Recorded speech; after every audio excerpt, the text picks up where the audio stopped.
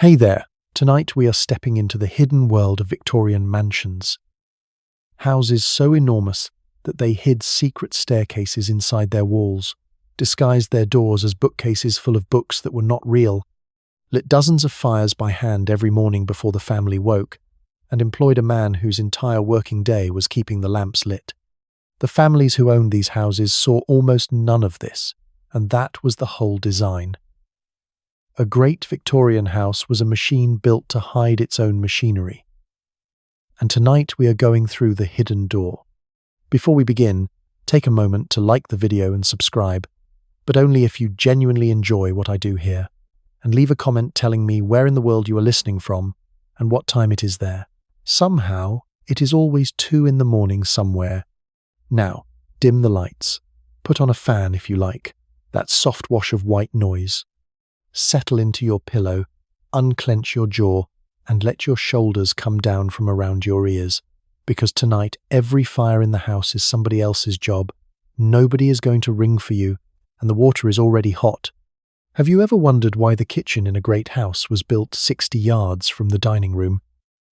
At the end of a corridor so long that your dinner arrived at a brisk walk? How a house with no electricity and no refrigerator managed to serve ice cream in August? Why the butler's bed was placed against the door of the silver safe? What the horses wore on their feet when they mowed the lawn? Why one of the richest men in England spent his fortune digging miles of tunnels under his own garden and built a ballroom down there that nobody ever danced in? Why, after the heir to the throne nearly died of a country house weekend, polite society suddenly could not stop talking about drains? And the strangest question of all, the fire in your bedroom was not burning when you fell asleep. And it is burning now. Someone was in your room while you slept. Who was she, and where is the door she came through? And now, congratulations. You have just woken up in the blue room of Renfield Hall in Derbyshire on a Friday morning in November 1894. You are 23 years old, your name is Charlotte, and you are, by a comfortable margin, the poorest person ever to sleep in this bed. Your cousin Constance did very well for herself 3 years ago, which is how she became Lady Constance Delverton, and how you, a solicitor's daughter from Nottingham, came to be invited to a Friday to Tuesday at a house with 40 bedrooms. You arrived after dark last night, so you have not really seen the place yet. Only felt the size of it, the way you feel a ship. And now you are lying very still under the covers, because something is wrong with this room, and it takes your sleepy brain a moment to name it. The shutters you closed are open, the jug on the washstand is steaming, the little heap of clothes you left on the chair is gone, and in the grate across the room, a coal fire is burning, deep orange, well established, a fire with a good hour of confidence behind it. You locked nothing, but you closed that door, and it is still closed. Try to look calm. The house has been awake for 3 hours, and it has already been in your room. And before we solve the fire, remember last night for a moment, because you did glimpse the hidden world once already, without knowing it. The station fly brought you the last 4 miles in the dark, through an iron gate that opened as you reached it, past a lodge window with a face in it, and then on and on through parkland, so much parkland that you began to laugh a little in the darkness, because the driveway of this house is longer than the road you grew up on. And then the trees opened, and there it was, and here is the thing you noticed without noticing. Every window was lit, 40 windows, 50, glowing up out of the November dark like a docked ocean liner, and lit not for anybody's use, but so that the house should look magnificent at the moment of your arrival. Somebody had walked those corridors with a taper for an hour to produce that one effect. Somebody else would walk them again later, putting every flame out. You saw the glow and thought, how beautiful. You were meant to. That is this whole house in one sentence. And tonight you get to see the taper. Let us do the impossible fire first, because the impossible fire is the whole house in miniature. At about 6 o'clock this morning, while you were unconscious in the dark, a housemaid came along a corridor you do not know exists, opened a door you have not noticed yet, and crossed this room to the grate. She was carrying a housemaid's box, which is a wooden tray the size of a tool chest, loaded with black lead brushes, cloths, kindling, and a tinderbox of matches. And the reason you did not hear her is that not being heard is a skill she has practiced the way musicians practice, because it is the difference between keeping this job and losing it. She knelt at your grate on a cloth, laid down to protect the carpet. She raked yesterday's ash through the bars, quietly, into a pan. She laid the new fire, paper and kindling and coal, in an architecture she could build blindfolded, and she lit it, and she waited the half-minute it takes to be sure a fire has caught, because coming back twice is a worse crime than being slow once. Then she gathered everything onto her box, unfolded the screen so no spark could reach the rug, and left the way she came. If she did it well, and she did, the entire visit lasted under 10 minutes and made less noise than the rain. And on another morning, when this room stands empty, she will do the part there was no time for today, the part that keeps a Victorian grate looking like furniture instead of industry. The whole iron surround gets black-leaded, worked over with a paste of graphite and brushed to a soft gunmetal shine, the fender and fire irons polished, the hearthstone whitened, the marble wiped with a cloth kept only for marble. A grate in a good house is groomed like a horse. That is why the fire you are looking at seems such a civilized object, sitting there, glowing in its polished setting like a jewel in a brooch, and why nobody downstairs who has ever cleaned one will feel romantic about an open fire again in her life. Multiply her now. This is the part to fall asleep on, so take it slowly. She, or one of her 3 colleagues, did the same thing this morning in every occupied bedroom in this house. And after the bedrooms came the breakfast room, the morning room, the library, the drawing room, the study, the hall. A house like Renfield burns somewhere between 20 and 40 fires on a cold day, and every single one of them was laid, lit, fed, and swept by hand, one kneeling girl at a time, beginning in the dark. The coal for those fires came up from a cellar you will never visit, in scuttles that weigh as much as a healthy toddler, carried up staircases you will never see, on a schedule designed around one governing principle, which is that you must never, ever meet the person doing it. The family upstairs speaks of the fires, the way we speak of the weather, as a thing that simply happens. Warmth in this house is not a utility. It is a performance, staged 20 times a morning, by performers whose entire art is that you never catch the show. And she did not come through the door you closed, which brings us to the wall. Go and stand at your own bedroom wall, the one to the left of the fireplace, papered in blue stripes with a border of ivy. Look closely at the stripes about 2 feet from the corner, and you will find a seam that is not quite a seam, a hairline where the pattern repeats a fraction too soon. Now look down, and there, at hand height, painted the exact blue of the paper, is a small brass catch doing an extremely good impression of nothing at all. Push it. A section of the wall swings away from you, paper, border, ivy, and all, and behind it there is no magic, only a plain deal door frame, a strip of drugget carpet, and a narrow whitewashed corridor running away left and right into the dark, smelling of soap and candle smoke. It is called a jib door, and once you know Renfield has them, you will start finding them everywhere, because the house is riddled. There is one in the dining room disguised as a bookcase, loaded with false book spines that some joiner tooled and titled by hand.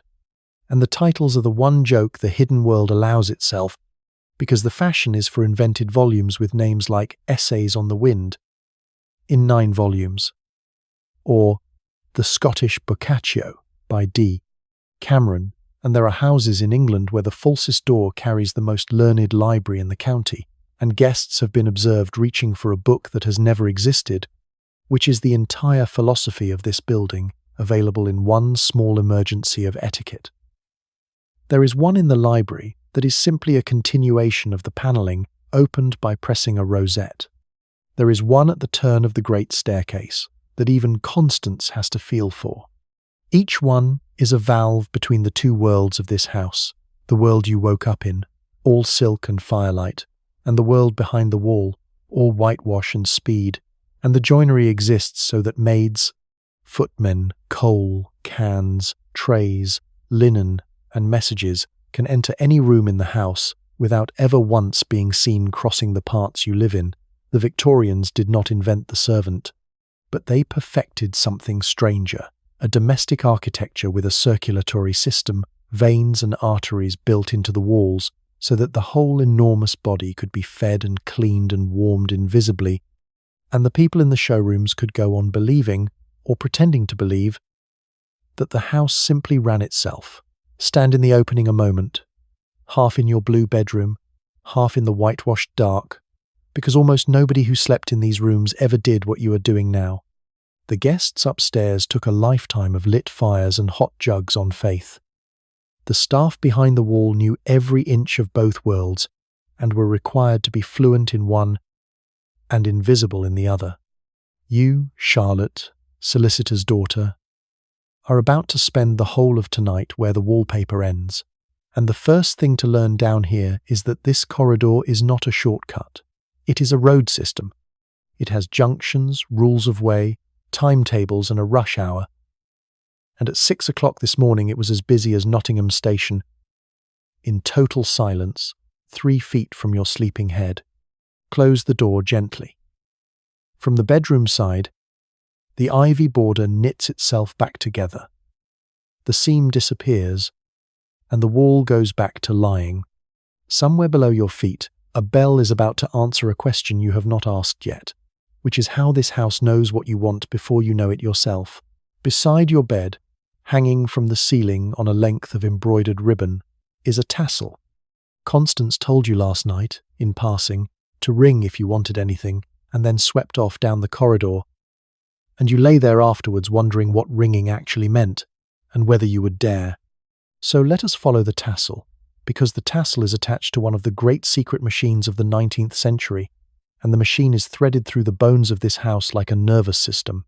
Pull it, gently, and you feel a soft resistance, a springiness, as though the house flinched. What you have moved is a wire. It runs up from the tassel into the ceiling, turns a corner on a little cast-iron crank, and sets off on a journey. Over your ceiling, down inside the wall, you now know is hollow, cornering on crank after crank, each one pivoting smooth as a knuckle under the floor of the corridor, down through a boxed channel beside the back stairs, 3 floors, 4 turns, 40 yards, until it arrives at the ceiling of a whitewashed passage outside the servants' hall, where it meets its destination, which is a bell about the size of an orange, mounted on a coiled steel spring, hanging in a row of 30 other bells exactly like it. Your pull reaches it, and it rings, and here is the clever part. The part some forgotten tradesman deserves a statue for. Because the bell sits on that coiled spring, it does not just ring, it keeps swinging, nodding away for a good half-minute after the sound stops. So when a kitchen maid hears a bell and gets to the passage 8 seconds later, she does not have to have heard which of the 30 rang. She looks for the one still moving. Under the row, painted in neat black letters on the board, are the names of the rooms, and under one nodding bell it says Blue Room, and that is you, that is your tassel, still trembling faintly 40 yards from your hand. Somebody looks up, says the words Blue Room down the passage, and somewhere a person you have never met stops what she is doing and starts climbing. The newest houses are already improving on the wires. In the smartest London establishments, there are electric bells now, buttons instead of tassels, and indicator boxes where a little disc drops or a flag turns to show the room. No springs, no cranks. Battery cells in a cupboard, doing the work of 40 yards of wire, and between certain rooms, here at Renfield too, run speaking tubes, brass mouthpieces in the wall with a whistle stopped in the end, so that the mistress's room can talk to the kitchen corridor. You blow into the tube, the whistle shrieks at the far end, somebody pulls it out and puts an ear to the pipe. And there you are, conversing through the bones of the building like children with a garden hose. The house is growing a nervous system, wire by wire, tube by tube. And it is doing it for one reason only. The same reason as the bells, which is that wanting things and providing things must never have to happen in the same room. That is what ringing means. It means a girl on a staircase. The house has been so cleverly wired that your smallest wish becomes a physical event 3 floors down, and the distance between wanting a cup of tea and having one is measured in someone else's legs. The family upstairs ring the way we tap a screen, without a thought for the infrastructure, and the infrastructure, in this house, has a name and an apron and about 11 other things to do. So you, Charlotte, being new to all this, will spend the whole weekend rationing your pulls like a woman spending someone else's money, which, in every sense that matters, is exactly what you are doing, and the very first thing most guests ring for, on a cold morning, is the very heaviest thing to deliver: water. The steaming jug on your washstand did not come from a tap. There are 2 bathrooms at Renfield, both recent, both regarded by the older generation with suspicion, as though washing in a fixed tub were somehow public. Nearly everyone in this house, family and guests alike, washes in their bedroom, in basins and hip baths, and every pint of the water they use has been carried to them by hand. The tall copper can that filled your jug holds about 3 gallons, which is to say it weighs some 30 pounds full, and it was carried up 2 flights this morning by a housemaid who will make that round trip, cellar to bedroom and back, perhaps 20 times today, because a proper hip bath before dinner takes 3 or 4 cans, and there are 14 guests in the house, and every one of them expects to dress for dinner out of hot water. About those 2 bathrooms, because their story is the centuries in miniature. Sir Henry had them put in 8 years ago, real plumbed baths with taps and a drain, fed with hot water from the boiler below, and they are used, mostly, by the younger guests, while the older generation regard them with genuine unease, and not entirely from stubbornness.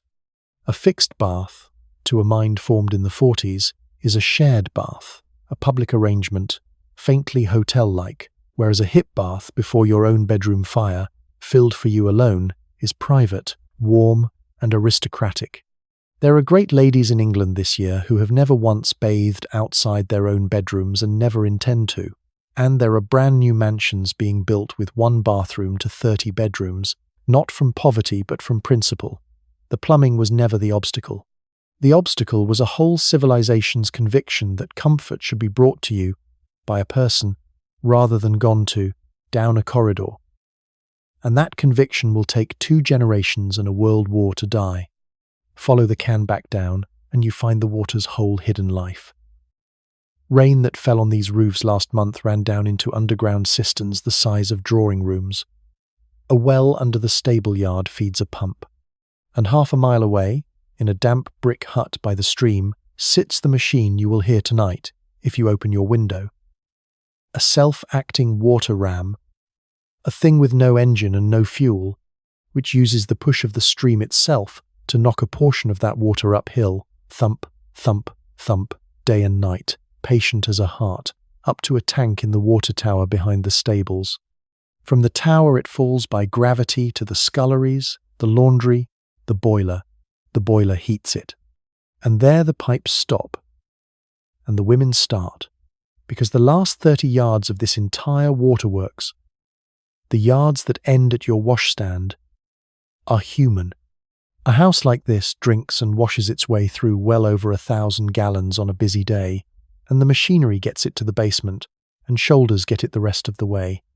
When people of this era say a house is well run, what they mean, without knowing they mean it, is that the water always arrives, silently, at the exact temperature of thoughtfulness. Now, before breakfast, Look at how the two halves of this building manage never to touch, because it is choreography worth watching once with the lights up. Renfield has two complete circulation systems, like a body with two bloodstreams. There is the family circulation, the great staircase, the galleried landing, the broad corridors with their runners and portraits, generous, warm and lit. And, folded invisibly around it, behind the jib doors, is the second system, the back stairs, stone-treaded, whitewashed, lit by borrowed light from little internal windows, wide enough for a girl and a coal scuttle, and not much else. Every room you will enter this weekend has a front door for you, and somewhere a back door for the house, and the two systems interlock through the whole building without merging, like the red and blue lines on an anatomical drawing. Even the sound is engineered. Where the two systems touch, the doors are hung double or lined, and the great frontier crossings, the doors between the servants' wing and the families, are faced in green bays, a wool felt that eats noise, so that the clatter of 40 working lives arrives in the drawing room as nothing at all. Stand on the polite side, and the house is as quiet as a painting. Open one bay's door and the world roars gently in. Boots on stone, crockery, a pump handle, someone singing 2 rooms away. Close it, silence. The Victorians did not have volume controls, so they built one out of wool and geography and hung it on hinges. And the rules that govern them are rules of time as much as space. The house runs on a timetable of avoidance. Bedrooms are done while the family is at breakfast. The breakfast room is done while the family dresses. The drawing room is swept at dawn. The dining room reset in the mid-afternoon lull. The corridors polished before 7.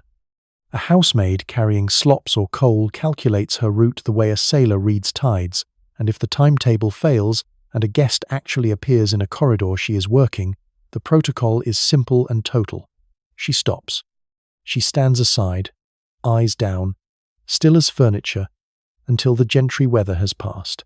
You will see it happen exactly once this weekend, on Sunday, when you come back up for a forgotten glove at the wrong time and surprise a girl with 2 copper cans at the turn of the landing.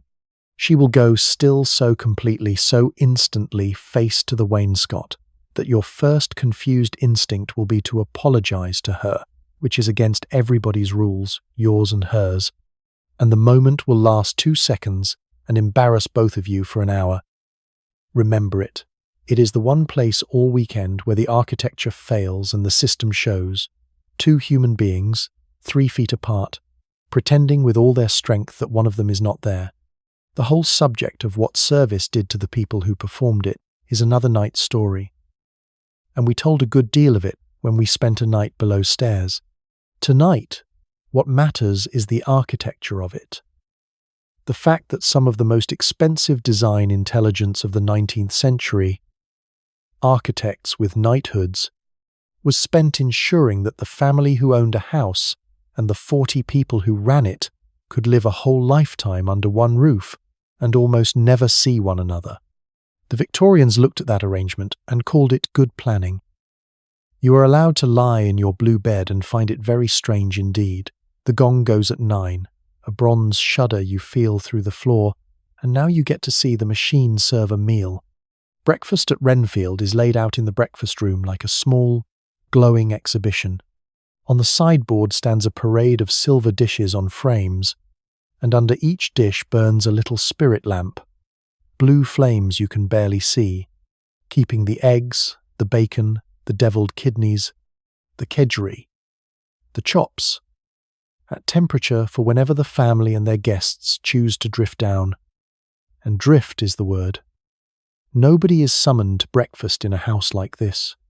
Between 9 and 10:30 people simply appear, singly, in ones and pairs, help themselves, and sit where they like, and the house absorbs this vagueness without blinking, because the sideboard is not really a piece of furniture. It is the visible end of a supply line. Behind the jib door, in the serving lobby, stands the hot closet, a cupboard of sheet iron with a water jacket, kept warm from below, where the reinforcements wait. As dishes on the sideboard run low, they are swapped whole by a footman who moves through the wall so that the eggs seem never to diminish and the bacon self-renews, morning as conjuring trick. The toast arrives in racks timed to footfall on the stairs. The tea and coffee come up on trays from a pantry where a kettle has been on since 6. You will sit there on your first morning, Charlotte, buttering toast you did not hear arrive, opposite a gentleman reading a newspaper that was ironed flat by a footman an hour ago, and you will begin to understand the deep, engineered strangeness of this place. Nothing here is convenient. Everything here is arranged to appear convenient, at the price of relentless invisible effort, which is a different thing entirely, and the gap between those two things is where the whole hidden world lives. Beside the sideboard, on its own table, sits the morning's other delivery, the post, and the post is a system too. Renfield lies 4 miles from the nearest post office. So the mail comes and goes in a locked leather bag with the house's name stamped on it, carried each way by a groom who rides the same errand every day of the year, and the key to the bag lives with Sir Henry, which means that in the strict legal sense, every letter in this house arrives and departs through its owner's pocket. Guests drop their letters in the hall box by 9 or they wait a day. Incoming letters are sorted in the pantry and delivered on small silver trays, to the breakfast table, to bedrooms, to wherever the recipient has drifted, because even correspondence, in this house, gets a footman.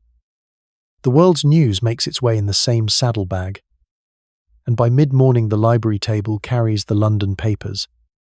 Yesterday's, always yesterday's. And nobody minds, because the entire settled belief of this house is that nothing in London is ever quite urgent. And the longer you look at that sideboard, the more one oddity will bother you, the same one that bothers every outsider eventually. The food is warm, yes, but it has clearly travelled, because in a house like this, the kitchen is nowhere near the dining room, and that is not a flaw in the plan, it is the plan. After breakfast, Mrs. Quinlan, the housekeeper, appears at your elbow with the softest cough in Derbyshire. Constance has told her you are curious about the house. A piece of information, Mrs. Quinlan has received the way a cathedral guide receives a pilgrim with grave professional joy. And she has decided, since the other guests are out slaughtering pheasants, to show you her kingdom. She wears a black dress and a belt hung with keys, perhaps 30 of them, and as you will learn today, there is not a door in this enormous building that does not answer to her waist. Follow the keys. The first thing she shows you is a distance. From the door of the dining room, through the serving lobby, down 3 steps, along a flagged corridor, around a corner, through a pair of double doors and down again, it is a full 60 yards to the kitchen, a walk of over a minute at working pace. You ask, because you cannot help it, why anyone would build a house where the food starts a minute's march from the table, and Mrs. Quinlan gives you the 3 answers every great house would give, in the same order. Fire first. A kitchen is a building where open flame roars all day next to fat, timber and haste, and kitchens burned, regularly, spectacularly, and a fire that starts in a detached or distant kitchen wing can eat the kitchen without eating the Rembrandts. Smell second, and smell was taken deadly seriously. The rich of this century had a horror of cooking odours reaching the polite rooms of a house that announced its dinner like a lodging house, and 60 yards of corridor, with doors and a draught, is a smell filter built of geography. And third, though Mrs. Quinlan phrases it delicately, noise and presence. The kitchen at full gallop sounds like a small foundry. The distance is soundproofing, and it is also the same principle as the jib doors, the machinery held at arm's length from the performance. None of this is improvised, and that is the thing to understand about the whole building. There are books, serious, best-selling, professional books, on how to plan a gentleman's house, and the architects of this century treat the problem the way engineers treat a railway junction.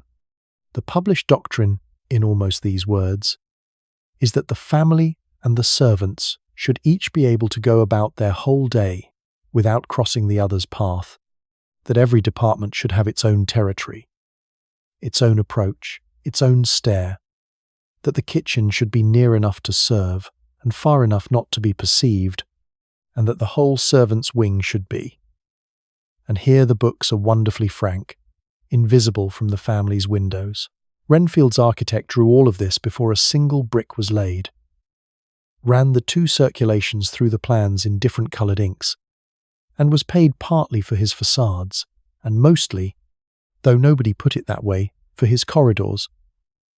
The hidden world was not an accident that grew inside these houses. It was drawn first, priced by the yard, and signed off by the client, which means the strangest thing about this building is that everything strange about it is on purpose.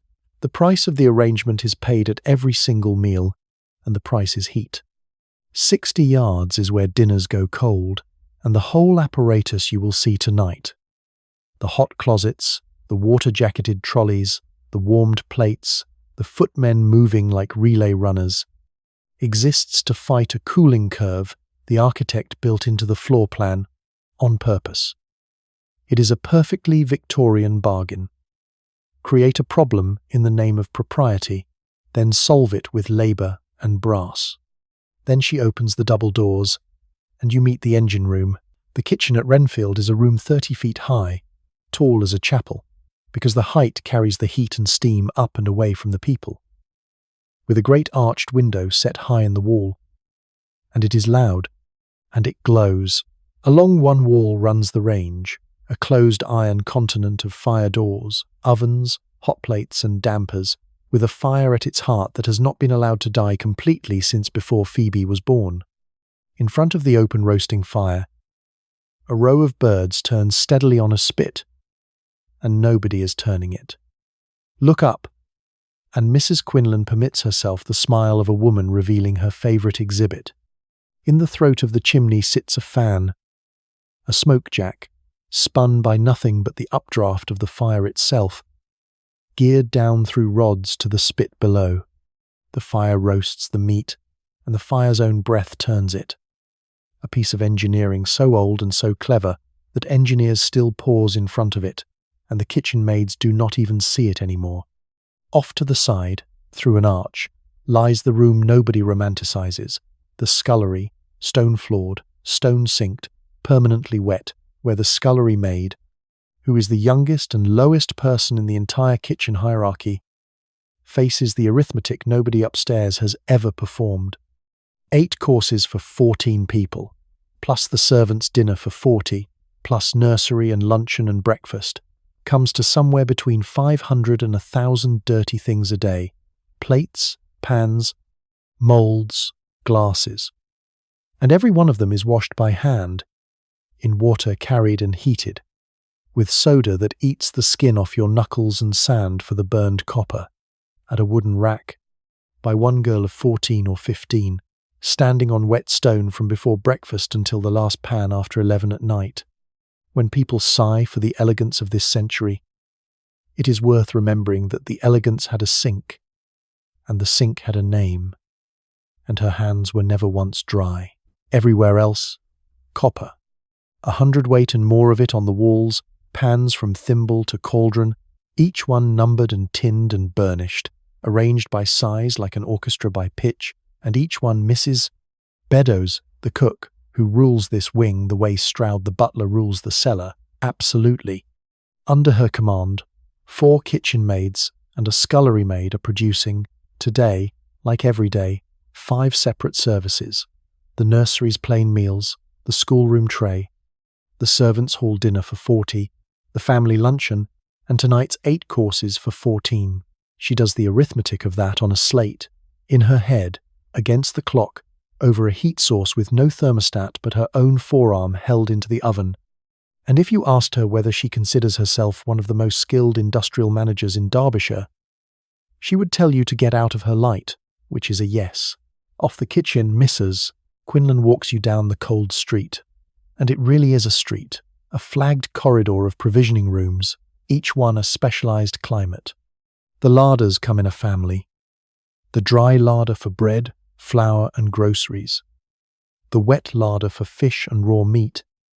Its slate shelves cool as church floors. The game larder.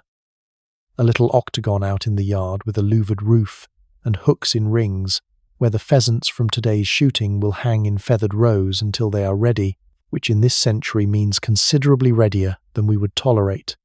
The dairy, white-tiled and scoured, where butter is worked on marble in a north light because a south window would turn it. And the dairy is the one room down here the family will actually show to visitors, because dairies are fashionable, fitted out with painted tiles and fountains at the grandest houses. Farmyard work dressed as a grotto, and the dairymaid, who rises at 5 to real churns and real scalding, works in what amounts to an ornamental temple to the idea of milk. The still room, which smells like heaven's own cupboard, sugar, citrus peel, rosewater, where the housekeeper's own maids make the preserves, the cordials, the coffee, the little cakes for tea, a room descended from the days when the lady of the house distilled medicines, and still faintly magical. Every one of these rooms is a machine with no moving parts, doing with orientation, stone, slate, and airflow what we do with a compressor, and doing it in complete silence, forever. And then, because you asked the ice cream question at breakfast, Mrs. Quinlan puts on her shawl and takes you outside, across the kitchen yard, along the shrubbery path, to a low green hill beside the lake, with a wooden door in its side, like the burrow of some respectable animal. She unlocks the door. Cold breathes out at you. Cold with a smell of straw and pond water and winter. And you step into a domed brick chamber, and below the walkway, filling a pit 20 feet deep, is January, tons of it.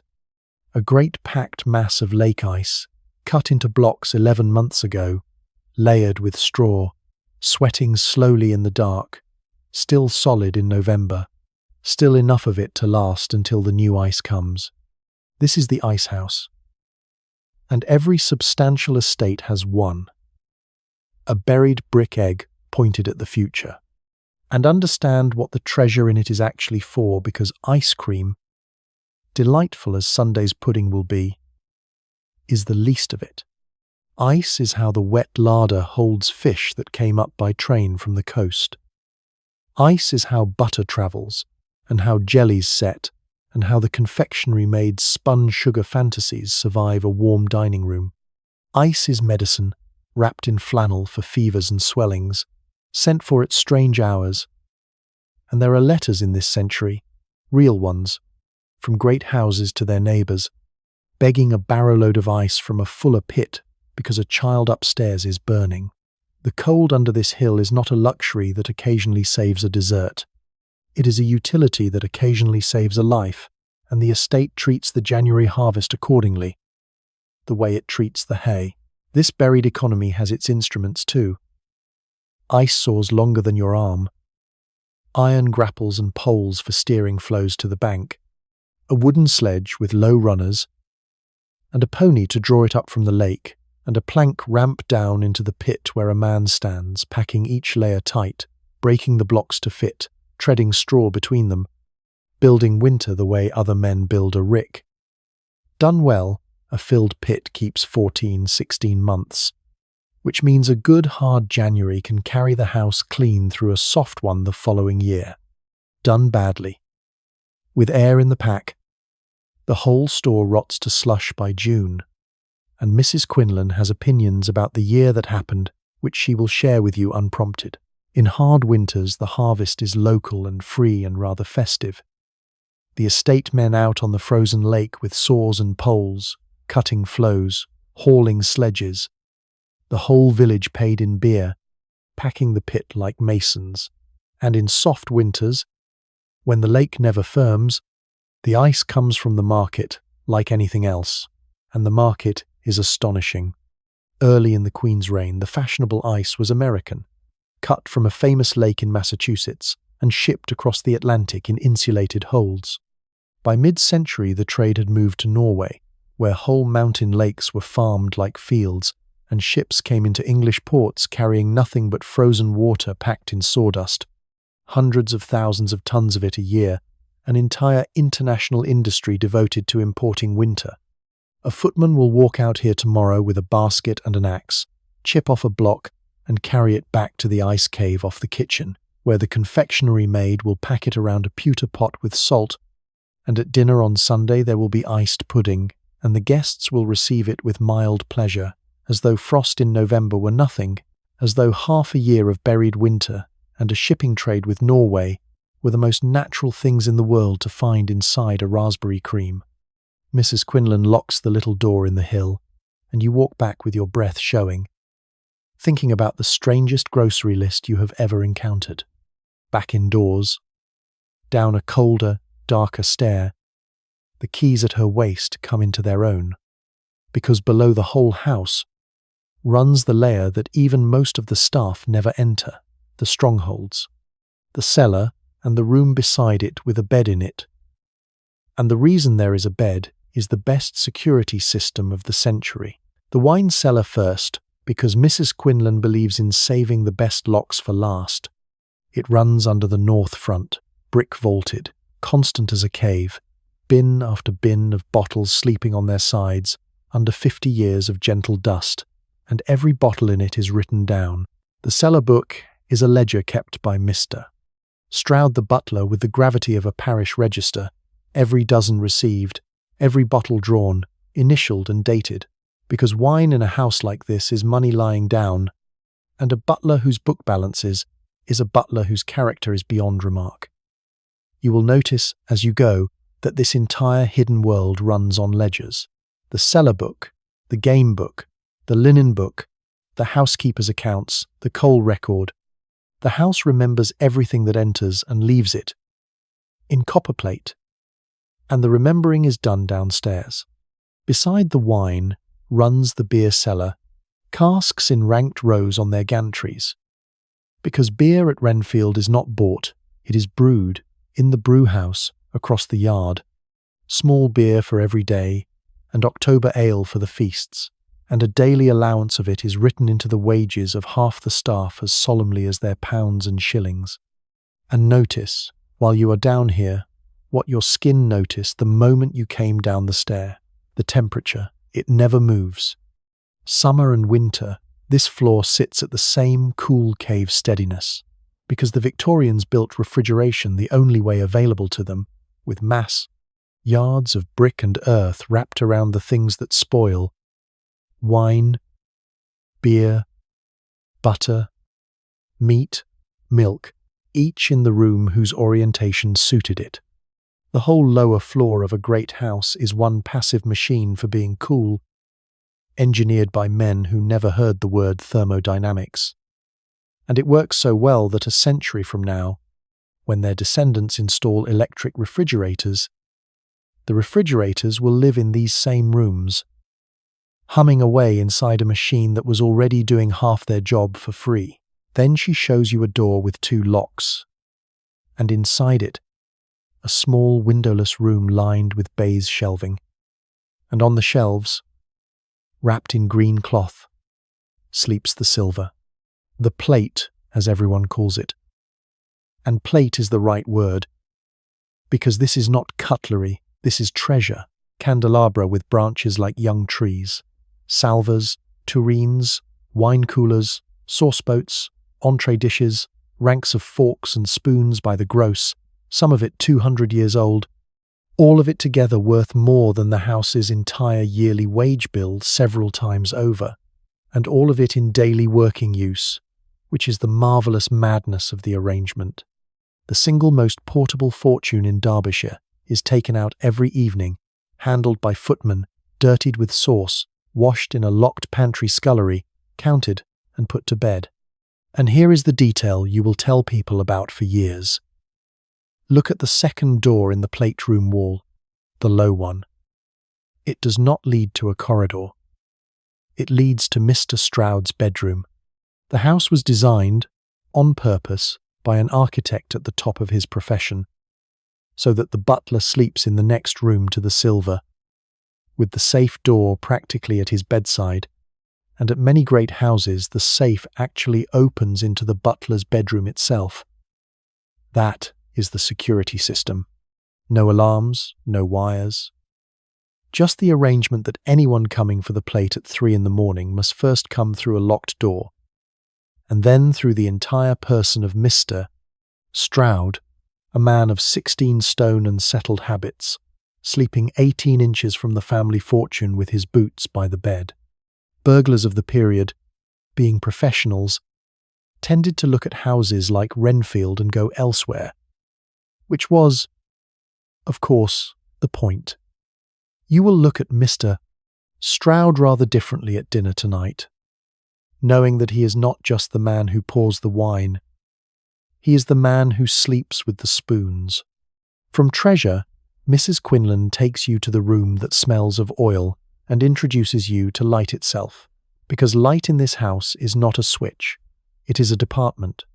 The lamp room is a workshop off the back corridor, shelved to the ceiling, and it belongs to Mr. Pargeter, the odd man, whose title undersells him badly, because Pargeter is the house's entire engineering core in one pair of overalls.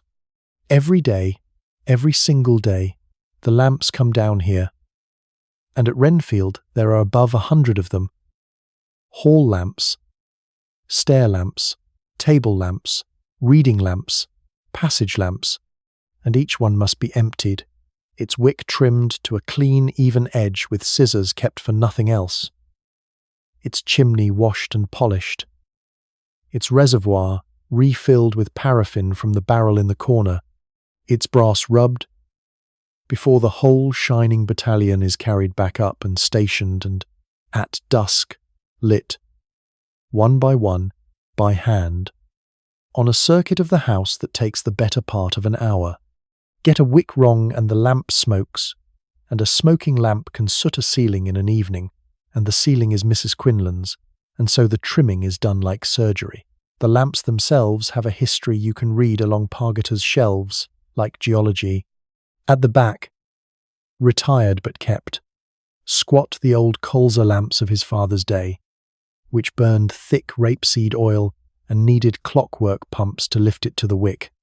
In front of them, the working battalion, brass and iron paraffin lamps of every station, because paraffin arrived mid-century, cheap and bright, and conquered the country house the way gas conquered the town.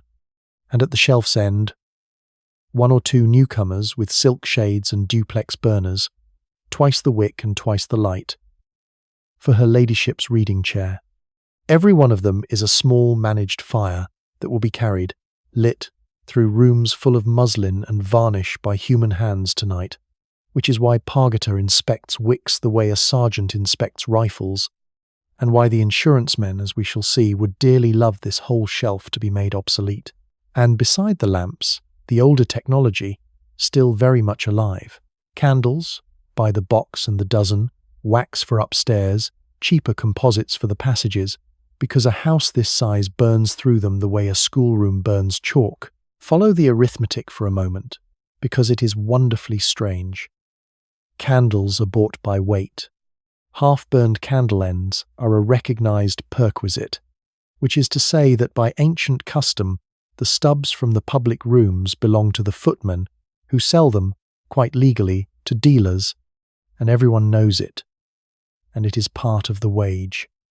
Light, in this world, is so laborious and so costed that its very leftovers have a market. The next time you flick a switch without looking at it, you may briefly remember Mr. Pargeter, alone in a room at 9 in the morning, trimming his 84th wick. The same corridor holds his other empire, and you can hear this one. Behind a door marked off with a painted line sits the boiler, iron and rivets, and a firebox, eating coal, pushing hot water to the sculleries and the 2 proud bathrooms, and beyond it, in the yard, the pipes run away toward the water tower you saw above the stable roofs. And if you put your hand on the wall here, you can feel, very faintly, through the brick, a thump, thump, thump, half a mile off in its wet hut. The ram is still at it, has been at it for 11 years without a day off, knocking stream water uphill by the pure cussed physics of its own flow. No coal, no wages, the one member of staff who never sleeps and never asks for anything. Pargita speaks of it the way other men speak of a good dog. Across the yard, the laundry deserves more than the glance most tours give it, because it is the closest thing the estate has to a factory. It is a suite of rooms, washhouse, drying room, ironing room, with its own boiler and its own staff of 3 laundry maids who belong to neither the kitchen's kingdom nor the housekeeper's, quite, and are famous throughout the county, as laundry maids everywhere are, for independence of character. Through their coppers and tubs passes the textile bloodstream of the entire house.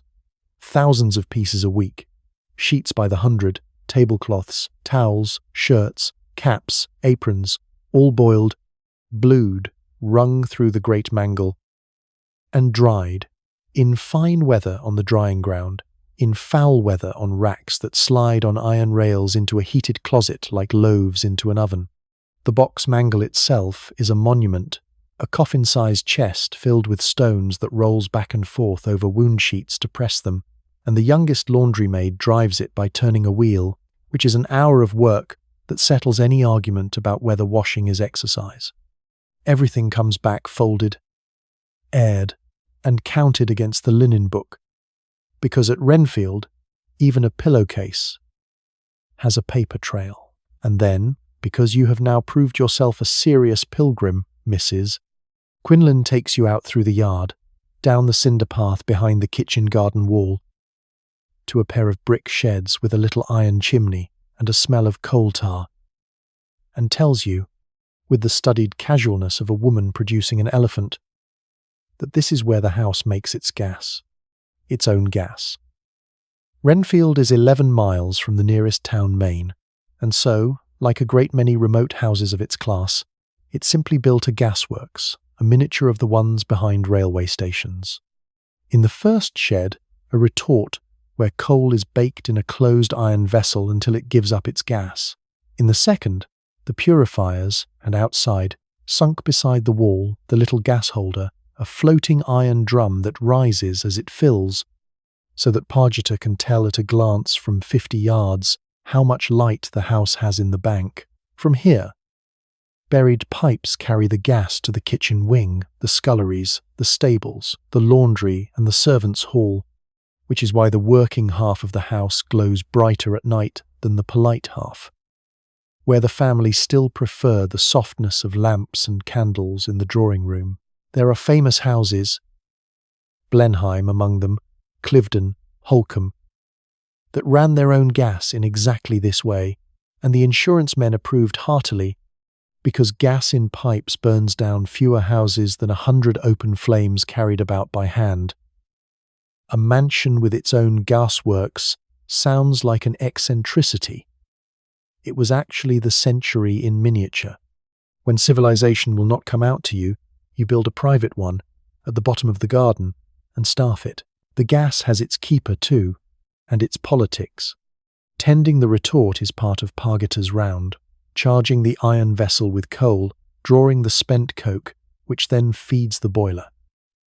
For nothing on this estate is wasted twice, and watching his purifiers, because badly scrubbed gas announces itself through every burner in the wing. And upstairs, the family have drawn a line through their own house. Gas for the working rooms, where its brightness earns its keep. Lamps and wax candles for the drawing room and the dining table, because gaslight, the ladies say, is hard, and candlelight is kind. Kind to complexions, kind to jewels, kind to the fiction that nothing in this room requires machinery. So the house glows in 2 registers at once, white and businesslike behind the bays, gold and flattering in front of it, and the border between the 2 kinds of light is the same border as everything else tonight. Even brightness, at Renfield, knows its place. You walk back up the cinder path in the early dusk, and behind you, the little gas holder sits fat and full for the evening, and ahead of you, every window of the great house is beginning, one by one, lamp by lamp, to come alight, and now you know that none of it is happening by itself, but somewhere north of here, this same year, there is a house where it very nearly does happen by itself. A house the newspapers write about like a fairy tale. And since we are touring hidden worlds tonight, we should visit the two strangest of them all, the house of the future and the house underground. Up in Northumberland, on a crag above a glen, stands a house called Cragside, and it belongs to Lord Armstrong, who made his fortune building hydraulic cranes and armaments, and who has spent that fortune turning his home into the most advanced building on the surface of the earth. The guests who visit it come back talking like people who have seen a conjuring show, and every marvel in it runs on the same trick. Water. Armstrong dammed the streams above his house into lakes, and then he put the lakes to work. As far back as the late 1860s, he installed a hydraulic engine, and suddenly his house had a passenger lift running on water pressure, a spit in the kitchen turned by water, laundry machinery churned by water. Then, in the 70s, he ran the water through a turbine and made electricity with it, and in 1878 he hung an arc lamp in his picture gallery, a spitting miniature sun powered by a stream 1,500 yards away. Arc light is ferocious, theatrical stuff, better suited to lighthouses than drawing rooms. And so, when a Newcastle chemist named Joseph Swan perfected something gentler, a little glass bulb with a glowing filament, Armstrong went to see it. And in December of 1880, Swan himself came out to Cragside and supervised the installation of his new incandescent lamps through the house, which makes Cragside the first house in the world lit by hydroelectric power, a private home glowing with the light of falling water. 20 years before most cities could say the same, and the light is only the famous half of it. Cragside is a house where the hidden world itself has been quietly mechanized, organ by organ. The kitchen spit turns by water. The heavy laundry machinery churns by water. A hydraulic lift rises through the floors so that coal and luggage and dinner need never be carried up a staircase on a human back again. Guests notice the electric lamps because lamps are visible, but the servants notice the lift because the lift is the difference between a working day that destroys knees and one that does not. Armstrong, an engineer to his boots, looked at the ancient arrangement whereby every comfort in a great house is lifted, carried, trimmed and lit by hand, and treated it not as tradition, but as a set of unsolved problems. And the newspapers call the result the palace of a modern magician. The magician's trick, when you look closely, is simply this. He replaced the invisible people with invisible water, and nobody upstairs could tell the difference, which tells you exactly how much anyone upstairs was ever really looking. Think about what that meant for the hidden world we have been walking through all night. At Cragside, the lamp room is a turbine hut. The 100 daily wicks are a wire, the work of a pargeter, trimmed and carried and lit by hand every dusk of every year, becomes the click of a switch, and the strangest part, the part the visiting guests could not stop describing, is precisely the nothing of it. Light without flame, without smell, without a man on a ladder. The house of the future did not look like magic because it did something. It looked like magic because, for the first time anyone could remember, nobody had to do anything at all. And then, at the other end of England and the other end of sense, there is Welbeck. Welbeck Abbey, in Nottinghamshire, not 30 miles from where you grew up. Charlotte belongs to the Dukes of Portland, and in the middle decades of this century, it belonged to the 5th Duke, who did not care for being seen. Not in the way shy people do not care for it. In a way, all his own, and being one of the richest men in England, he was able to do what no other shy man in history has done, which is to take his entire world and move it underground. For nearly 2 decades, Welbeck was the biggest building site in the Midlands. Armies of navvies, thousands of men across the years, digging. Under the gardens and the park, they drove tunnels, miles of them, brick-lined, gaslit, some with domed skylights studding the lawns above like portholes, and the tunnels led to rooms, enormous rooms, an underground library 250 feet long, a billiard room sized for a tournament, and a vast pillared chamber, 160 feet by 60, painted pink, lit from above, which is generally called the underground ballroom, and which is the loneliest room in England, because the Duke who built it never held a ball, never a dance, never a dinner, never a single party.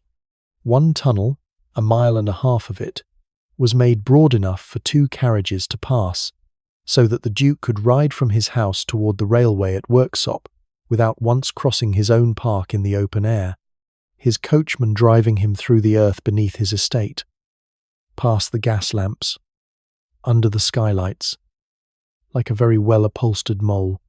The stories about him have grown in the telling, and we will stay with what is solid, because what is solid is strange enough. The miles of tunnel, the buried ballroom, the double letterboxes, and locked doors of a man who arranged his entire vast household so that he need hardly ever meet it. What the stories do agree on, for whatever the stories are worth, is that he was no tyrant to the army he employed. The wages were good, and the works went on year after year, decade after decade, which made the strange Duke, in the plainest economic terms, one of the great employers of his county, and the men took the work and kept their opinions warm for the public house. Thousands of labourers, hundreds of thousands of pounds, some of the finest engineering brick ever laid in England. All of it spent building, in effect, a private underworld whose single design requirement was that its owner should not be looked at. Every other magnate of the age built to be seen. He built the largest monument to privacy in Europe, and then lived in a corner of it. There is one more detail, and it is the one that makes the whole story tender instead of merely odd. When the Duke died in 1879 and his heirs came to take possession, they found the great house above ground, almost unfurnished, room after echoing room standing bare, painted, and empty, while below their feet lay the lit and finished kingdom, the long library, the pink ballroom, waiting for a party that was never once thrown. He had every means the century could offer, and he spent them digging himself a beautiful place to be alone. You may make of that what you like at this hour of the night.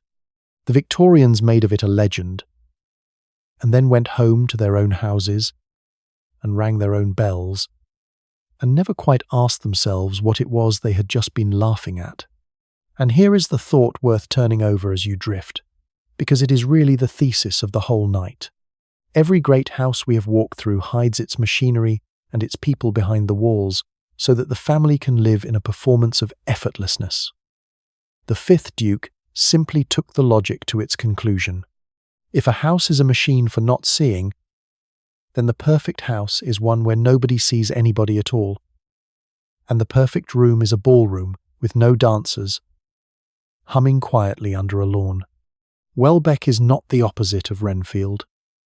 Welbeck is Renfield, finished.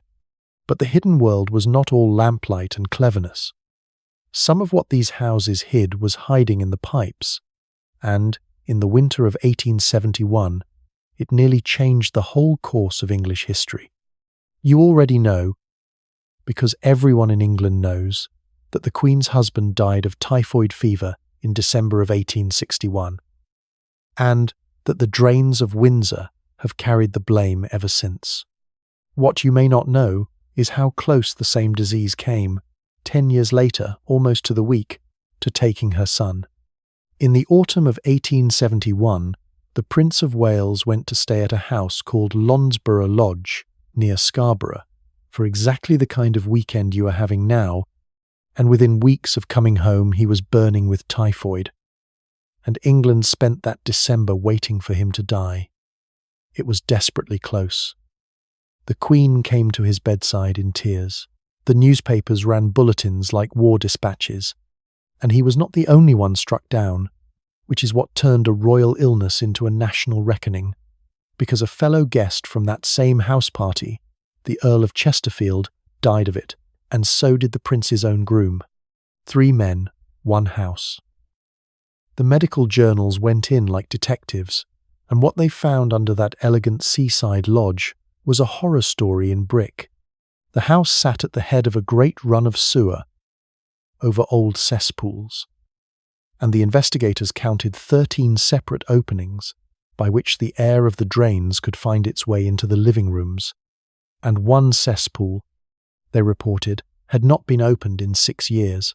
In other words, a fashionable house, a house good enough for the heir to the throne, was breathing its own sewage, and its owners had no idea, because the whole subject was buried, in every sense, in the one part of the hidden world that nobody, family or servant, ever wanted to inspect.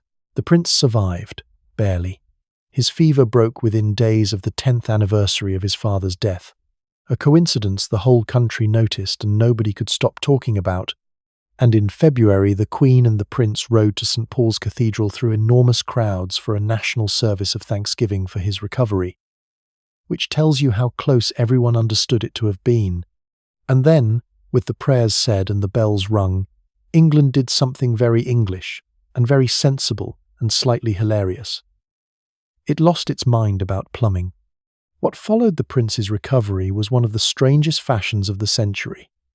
Sanitation became polite conversation. Better than polite, fashionable. Ladies who would once have fainted at the mention of a drain now discussed trap seals and soil pipes over tea. Gentlemen commissioned inspections of their country seats the way they commissioned portraits, and a new professional walked in through the front doors of the great houses, bag in hand, and was received almost as an honoured guest.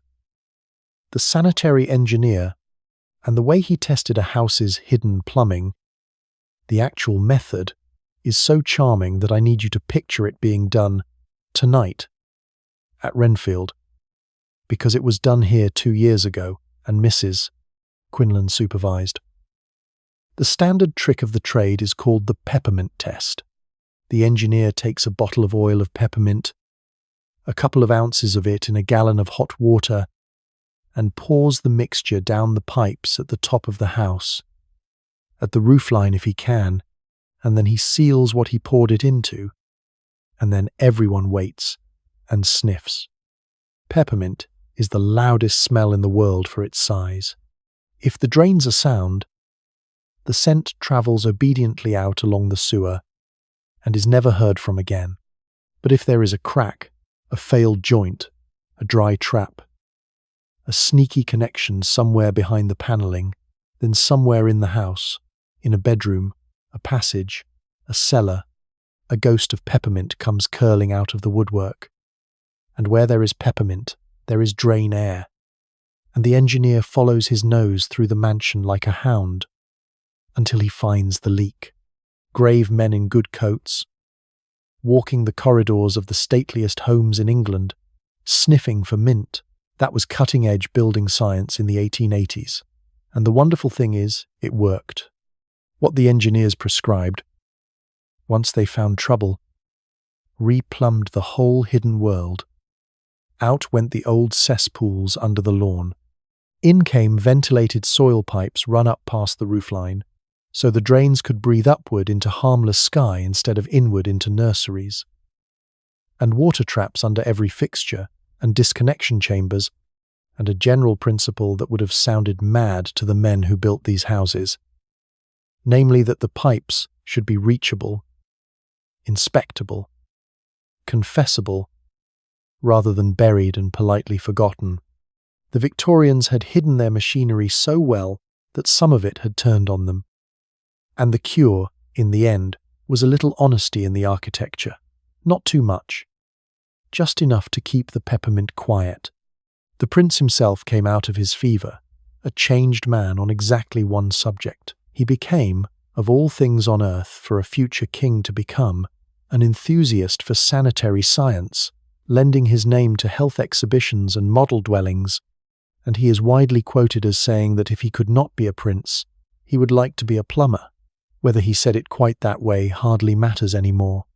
The country adopted the line because the country needed it to be true, because it perfectly captured the moment, the highest person in the land and the humblest trade in it, bound together by a near-death experience in a country house bathroom. The hidden world under the floors had reached up and touched the throne, and afterwards, no great house could quite pretend anymore that what it buried did not matter. Warmth, on the other hand, they never solved, and Mrs. Quinlan will tell you so with the resignation of a field commander discussing winter. A house like Renfield is heated the way England has always been heated, by burning things in the open, room by room, 40 grates at a time, and by wearing wool indoors. You have already met the morning fire brigade and the coal scuttles. What you have not seen is the sheer supply line behind them. The coal cellar holding tons upon tons, filled from carts down an iron chute in the yard, the cellar to grate lift of it all, hundreds of scuttle loads a week in the cold months, and the whole operation aimed at rooms that remain, by any modern standard, bracing, because an open fire sends most of its heat straight up its own chimney, and a Victorian room is ventilated by design, draughty on principle, out of a sincere medical conviction that stagnant warm air breeds fever. Follow the coal for one day, and you will understand the scale of the war. It comes to the estate by the wagon load, tons at a time, thunders down the iron chute into the cellars, and from there it is decanted, endlessly, into the hods and scuttles that feed the grates, up the back stairs, morning, noon and evening, because a good fire in a big room eats a scuttle in a few hours, and there are 40 rooms. In the season of frost, this house burns coal by the ton per week, and every pound of it passes through a human hand twice, once into the scuttle, once onto the fire, and the carrying is why housemaids of this era are medically famous for their knees and their backs, and why the back stairs are worn into hollows like a pilgrim church. Heat at Renfield is not an amenity. It is agriculture. Harvested daily, in baskets, uphill. There are experiments about, and the great houses have tried them. Hot air stoves breathing through brass floor grills in the halls, hot water pipes snaking through the conservatory to keep the ferns alive, the occasional radiator standing in a corridor like a foreign visitor.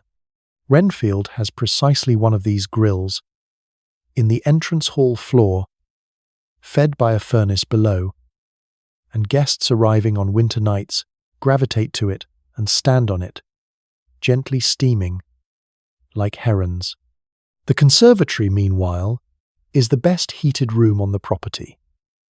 Its pipes kept at a temperature no bedroom will see, because the pipes answer to the head gardener, and the gardener answers for the camellias, and it is a standing joke of the age, made in every county in England, that a man's orchids winter better than his aunt's. The technology is all there, is the strange part. The same century that is heating mile-long factories and railway hotels could pipe warmth through this whole house in a summer of works. But the family does not quite trust heat it cannot see. And so the pipes serve the plants, and the people keep their fires. And between the two, in the long gallery in January, you can watch your own breath while standing beneath £5,000 worth of paintings. And behind every one of those 40 fires stands the other great fear, the one this house drills for like a warship. Fire, uncontrolled fire, is the death these houses die. Everyone knows a story, a wing lost here, a whole seat gone in a night there. A family standing on a lawn at 2 a.m. watching 3 centuries burn. Candles, lamps, 40 open grates, timber floors, oiled panelling and long unwatched corridors add up to a building that wants, statistically, to burn, and the great houses respond in the most Victorian way imaginable. They form private armies. Renfield keeps its own fire engine, a gleaming manual pump on wheels, horse-drawn, brass-fitted, housed beside the stables and worshipped by every small boy on the estate, and twice a year Mr. Pargeter and Mr. Stroud muster the footmen, the grooms, the gardeners and the keepers, every able-bodied man on the payroll, into the Renfield Fire Brigade for a drill. Buckets stand filled in the attic corridors. Leather hose hangs coiled by the water tower, whose tank is kept topped as much for this as for the baths. It is half serious and half theatre, the drill. The men rather enjoying their helmets, and then every few years, somewhere in England, another famous house goes up in a night, and the next drill is not theatre at all. And, because everything in this world is also a social occasion, the estate brigades compete. There are county reviews where the private engines of the great houses parade and race, pumping contests judged by height of jet, brass helmets flashing. Each house's crew in its own colours, gentlemen owners as proud of a fast hose drill as of a fast horse. It is entirely serious and entirely a sport. Safety is pageantry, and it is the most Victorian solution imaginable to a mortal danger.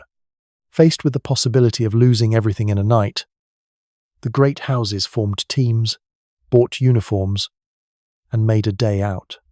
There is one more hidden population in this house we have not visited, and it is hidden not below stairs but above them, at the top of the polite staircase, behind a gate.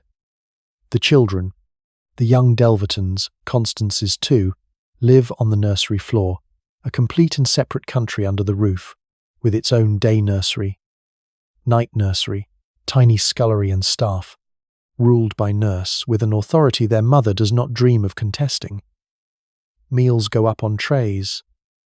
Small clothes come down to the laundry, and the children themselves descend, washed, brushed, and buttoned exactly once a day, at tea time, to be presented in the drawing room for an hour of being adored, before ascending again into their kingdom. The nursery country has its own full set of the machinery you have toured, in miniature, its own fire guards, tall as fences, because the fear of a child and an open grate runs deep and justified, its own food plainer than the servants' halls, on the Victorian theory that rich food heats the blood of the young, so that the children of one of the richest tables in Derbyshire dine principally on mutton, rice pudding and bread and milk. Its own bells to the kitchen, its own hot water, its own bath night ceremony before the nursery fire, and its own frontier, a gate at the head of the stairs, ostensibly to stop small bodies falling, actually, like every other barrier in this house, marking where one world ends. At tea time, the frontier opens, and the children are conducted down in their best clothes for the drawing room hour, storybook time, adored and exhibited, and then conducted up again at 6 sharp, and nurse would sooner argue with the Queen than extend it. Constance loves her children entirely and sees them in any meaningful sense for about 7 hours a week, and no one in this world finds that strange, because the architecture has decided it. The house that keeps its kitchen 60 yards from its dining room keeps its children one staircase from their mother, and both distances are called good order. Somewhere between the two floors, on the landing, lives the governess, the loneliest resident of every great house, too gentle for the servants' hall, too paid for the drawing room, dining alone on a tray in the schoolroom between two worlds that have both politely closed their doors. The hidden world is not only pipes and corridors, some of it is people, standing in plain sight, sorted by the building itself. Which brings us, before the dressing gong, to the last map Mrs. Quinlan draws for you.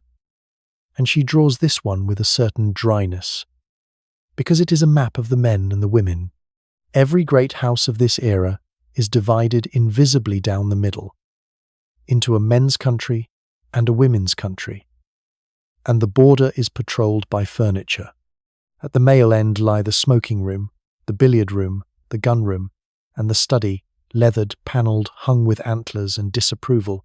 At the female end, the drawing room, the morning room, and the boudoir, silked, flowered, lit for conversation.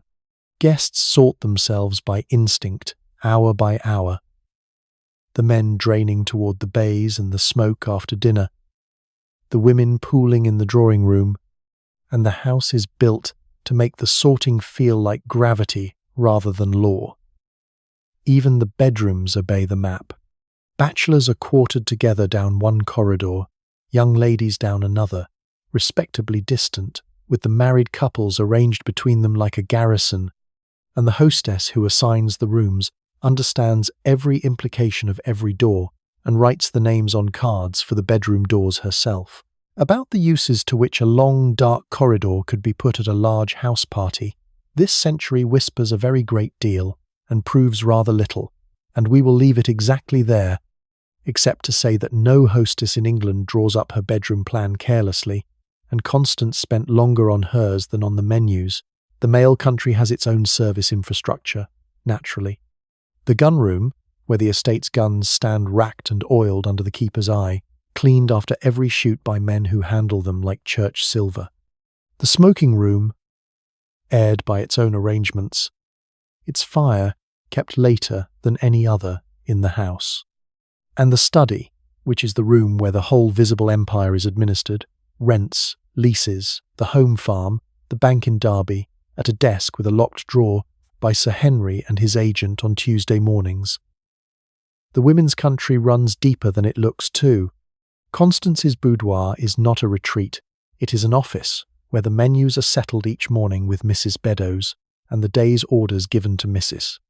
Quinlan, staffing, linen, guests, accounts, a household of 100 souls administered in an hour, in a pretty room over a second cup of coffee. The house likes to pretend that its mistress presides and its master owns, and nobody exactly works. In truth, there are 2 managing directors in this building, and both of them held board meetings before you finished breakfast. While the light lasts, take the air on the terrace, because the grounds are performing too, and their tricks are older than the houses. Look down the lawn, that great green apron falling away toward the park, where deer graze picturesquely in the middle distance. Notice what you do not see. No fence, nothing between the silk of the lawn and the teeth of several hundred animals, and yet the lawn ends sharp as a carpet edge, and the deer never cross. Walk down far enough, and the trick reveals itself all at once at your feet. A deep grassed trench with a retaining wall, invisible from the house, uncrossable from the park, the ha-ha, landscape's oldest practical joke, named, so people like to say, for the noise you make when you nearly fall in it. From the drawing-room windows, the estate reads as one endless, unbroken sweep of ownership, nature agreeing gracefully with the family, and the agreement is enforced by a hidden ditch, which makes the ha-ha the perfect emblem of everything you have seen today. The seamless view upstairs, the trench doing the work, and the lawn itself, that velvet, is the estate's most labour-intensive illusion after dinner. Some of it still falls to the scythe, a line of men moving across the grass at dawn in rhythm, a skill as old as farming, and the newer stretches are cut by a mowing machine drawn by a pony. And here is the detail that has delighted every visitor for 40 years, and it delights Mrs. Quinlan still. Before the pony steps onto the lawn, the garden boys buckle onto its hooves 4 flat leather overshoes, lawn boots, wide as dinner plates, so that its iron shoes cannot print the turf. There is a pony on this estate with a finer pair of shoes than you have brought for Sunday, and it wears them to work, plodding up and down the grass in soft leather slippers, towing a clattering machine, leaving behind it nothing but stripes. If the hidden world has a mascot, it is that pony. Even the gravel is performed. The great sweep before the front door is raked to the smoothness of icing before important arrivals, wheel marks erased like evidence, and the garden boys do it crouching, backwards, so as to leave no footprints of their own, which means the last mark on the gravel before a carriage arrives is the mark of someone removing all the other marks. There are houses in this county where a boy is sent out to rake the sweep every single morning whether anyone is expected or not, on the principle that a great house must always look as though nobody has ever come or gone, as though it stands outside of traffic and time entirely. Perfection, here, is not the absence of effort. It is effort, walking backwards, brushing away its own trail through the door in the north wall. Mr. Locksley, the head gardener, is waiting. Because word has travelled that the young lady from Nottingham asks proper questions, and he means to show you the warmest wall in Derbyshire. The kitchen garden at Renfield is a walled city of food, 4 acres inside 14 feet of brick. And the walls are not just shelter. Lay your hand flat against the south-facing one, the peach wall, and it is warm, distinctly, absurdly warm, on a grey November afternoon, because the wall is hollow. Inside it run flues, fed from little fireplaces at its foot, which the garden boys stoke so that the whole structure becomes a standing radiator, a heated cliff, against which peaches, apricots and pears are trained and ripened in a climate that has no business producing them.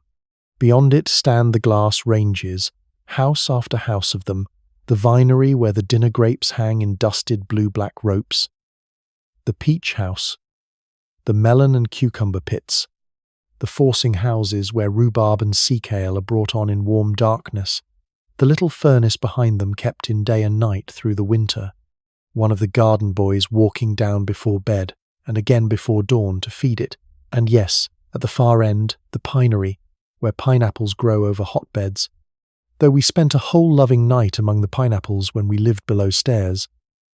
So tonight, I will only tip my hat as we pass. The point of all this glass and fire is the table upstairs. The family and their guests eat grapes in December, forced strawberries in April, asparagus out of all reason. And every plate of it is a small climatic miracle, staged by Locksley's 12 men and 4 boys, who between them run what amounts to a private agricultural research station, so that dinner may shrug in season and out of season alike, as though Derbyshire were Madeira, as though weather, like every other inconvenience in this world, was something that happened to other people. Behind the glass ranges run the garden's own service rooms, its little mirror of the house. The apple store, slatted shelves in cool darkness where the keeping varieties lie unrusting into spring, each one placed stalk up, not touching its neighbour, by a boy who will be judged in March on how he did it in October. The seed room, drawers labelled in Locksley's copperplate, the estate's next 3 summers filed alphabetically. The potting sheds, the mushroom house running on darkness and horse manure, the boiler pit for the vines. 12 men and 4 boys work this walled city, in a hierarchy as strict as the house's own. Journeymen who move from great garden to great garden the way clerks change banks, because a head gardenership at a place like Renfield is the top of a real profession with a cottage, a wage, and the quiet power of a man who controls what a rich family eats and which blooms go to church on Sunday. Climb the mound by the apple store before you go in, because from up here, in the last light, you can see the truth about the scale of this place. Renfield is not a house with a garden, it is a settlement. Ranged around the stable yard and down the back drive stand the estate's own workshops. A carpenter's shop fragrant with sawdust, a smithy where the estate's horses are shod and its hinges made, a paint shop, a sawmill by the timber yard, a brewhouse, for this house still brews its own beer for the servants' hall, a slaughterhouse, discreetly distant, kennels, a dairy herd, the laundry with its drying grounds, cottages for the married men. Above the stable arch, a clock tower rings the hours, and it is the stable clock, not the church clock, that the whole working estate keeps time by. The church itself stands at the park's edge, a small grey parish church older than the house, with the family's box pew at the front and its monuments on the walls, and on Sunday morning the whole machine, both countries of it, performs its one weekly act of togetherness, the family walking or driving down, the indoor staff marching in a body by the field path, gardeners, grooms, maids in their Sunday bonnets, everyone in their allotted pews, singing the same hymns out of the same book for 1 hour, before the 2 populations file out, resort themselves at the churchyard gate, and return to the house by their separate doors. It is the only hour of the week when the hidden world is entirely visible, all of it, seated in rows, and nobody seems to find it strange that the arrangement holds even here, or that the seating plan of heaven, as drawn by a Victorian parish, looks exactly like the house. The stables alone are a department the size of a small business. 16 horses in glazed brick stalls kept cleaner than most parlours, carriage horses, riding horses, the children's pony, the lawn pony of the famous slippers, presided over by the coachman, who ranks in the outdoor hierarchy roughly where the butler ranks indoors, and holds opinions of equivalent weight. Behind the stalls, the carriage house, and a family of this standing keeps a fleet, the closed brougham for winter and stations, the open landau for summer calling, the wagonette for picnics and luggage, the dog cart, each with its correct harness, hanging in the harness room in glass-fronted presses, oiled and blacked and dressed with more daily care than any wardrobe in the house. The stable boys sleep in lofts above their horses, which is warm in winter and loud in every season, and the whole wing runs to its own bells and its own clock, and smells, permanently and not unpleasantly, of leather, ammonia, and hay.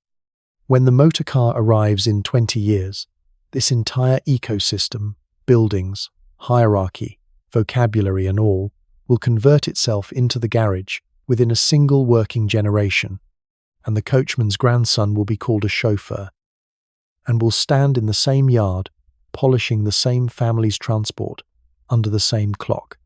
Count everyone whose wages flow from this one family.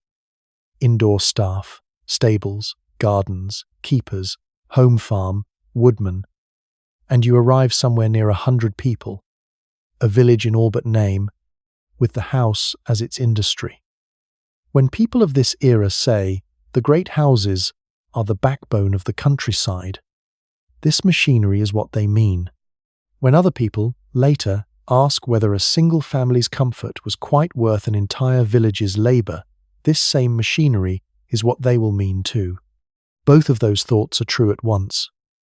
And you can carry them both, the way you carry everything else in this place, quietly. And then, from the house, faint across the gravel, comes a sound like a bronze giant clearing its throat. The dressing gong. You have 1 hour. And, up in the blue room, a crisis is waiting that will teach you more about the hidden world than any corridor yet. Because the crisis is you. Here it is plainly. Dinner at a house like this is full evening dress, and a lady cannot get into full evening dress alone. The gowns of this decade close up the back with rows of hooks no owner's arms can reach. The hair must be dressed and pinned by a second pair of hands, and every other woman in this house has brought the second pair of hands with her. A lady's maid, travelling with the luggage, part of the equipment of being a lady. You have brought a carpet bag and your own 2 arms. This is the moment a house of this quality quietly proves itself, because Mrs. Quinlan foresaw it before you had unpacked. And at 7 o'clock there is a soft knock on your door, and in comes Phoebe, 17 years old, 4th housemaid, scrubbed pink and terrified, on loan to you for the length of your stay, promoted for 4 days into a lady's maid. Watch what dressing actually involves, and you will see why it cannot be done alone. The evening gown goes on over its own understructure, and the back of it closes with a ladder of hooks and eyes running from below the waist to between the shoulder blades, spaced for someone else's fingers. The hair of this decade is built, not worn, brushed out, waved, coiled and pinned into architecture that must survive 4 hours of dinner and drawing room, and a lady's maid of the first rank is part dresser, part engineer, part diplomat, keeper of her mistress's jewels, her secrets and her hems. In the great bedrooms along your corridor, at this exact minute, a dozen professional maids are performing this same hour, lacing, pinning, fastening clasps their mistresses have never once operated themselves, and the jewel cases are coming up from the safes, and the corridor smells faintly, everywhere, of singed hair and violet powder. She has practiced on her sisters. Between the two of you, over the next hour, An alliance forms of the kind that only exists between two people faking the same thing. She hooks you into the good silk with steady hands and does your hair twice, the second time much better, and drops exactly one hairpin, and you both pretend not to hear it. And when she finally steps back and looks at you in the glass, 17 and proud of her work, you look, for the first time in your life, like someone who was born to go down that staircase. You will remember Phoebe longer than you remember anyone else you meet this weekend. The house lends you its splendor the same way it delivers its hot water through a particular person with a name, doing her absolute best on the other side of the performance. The second gong goes. Down you go, silk whispering, heart going like the ram in its hut. In the dining room, the machine you have studied all day is assembled and gleaming and about to give its evening performance. And tonight, alone of everyone at that table, you will be able to see it. Dinner at Renfield is served in the fashionable modern way. Course after course brought to each guest in turn, which sounds simple and is in fact the most demanding piece of logistics the house performs all day, because it means that for 2 hours, everything must arrive at the right moment, at the right temperature, in the right order, for 14 people, from a kitchen 60 yards away. So before you taste anything, Charlotte, let us run one plate's journey, start to finish, because you are now qualified to see it whole. It begins at the range, where Mrs. Beddoes is conducting. 8 courses are in flight at once in that tall glowing room. Soup finishing, fish resting, entrees assembling, the roast turning under the smoke jack, sweets waiting in the cold, and she times them not to the clock but to a relay of murmured reports coming down the corridor. They are seated, the soup is gone up. His lordship is talking again, because a cook at this level holds the dining room in her head, like a chess position she cannot see. From her pass, the dishes go into the water-jacketed carriers and begin the journey, a footman walking fast and absolutely level down the 60 yards, through the smell filter, up the 3 steps, to the serving lobby behind the dining room wall, where the hot closet receives them and holds them at temperature, and where Mr.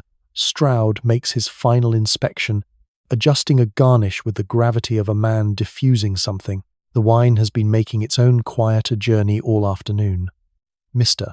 Stroud went down to the cellar at 4 with his book, drew the bottles for tonight against the menu, stood the reds to warm gently in the pantry, and decanted the old port before a candle flame, which is not romance but instrument, the flame shining through the neck of the bottle so he can see the sediment coming and stop the pour at exactly the right darkness.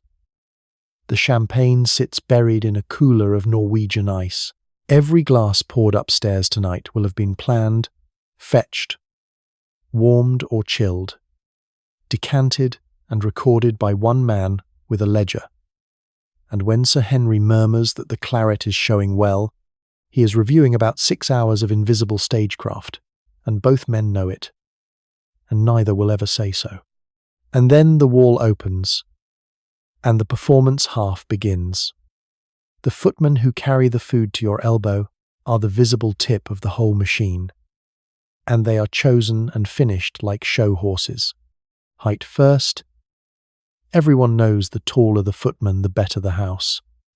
And matched pairs are the ideal. 2 men of an even 6 foot moving in mirror image down opposite sides of the table, and a tall footman commands measurably better wages than a short one for identical work, which must make the footman's trade one of the only professions on earth with an official premium for inches. They are shaved, gloved, liveried, powdered on the grandest occasions, and drilled by Stroud in the choreography of service. Serve from the left, clear from the right, never reach, never hurry, never be heard. From your chair, dinner is a soft, continuous conjuring in which plates appear, transform, and vanish. From the wall's side, it is a timed athletic event conducted at a fast walk, 60 yards at a stretch, 2 hours without a fumble. At each place stands a little card in a silver holder, and on the card, the menu, written out in French, in Constance's own hand, because dinner in a great English house is announced in the language of a country most of the kitchen has never seen. Mrs.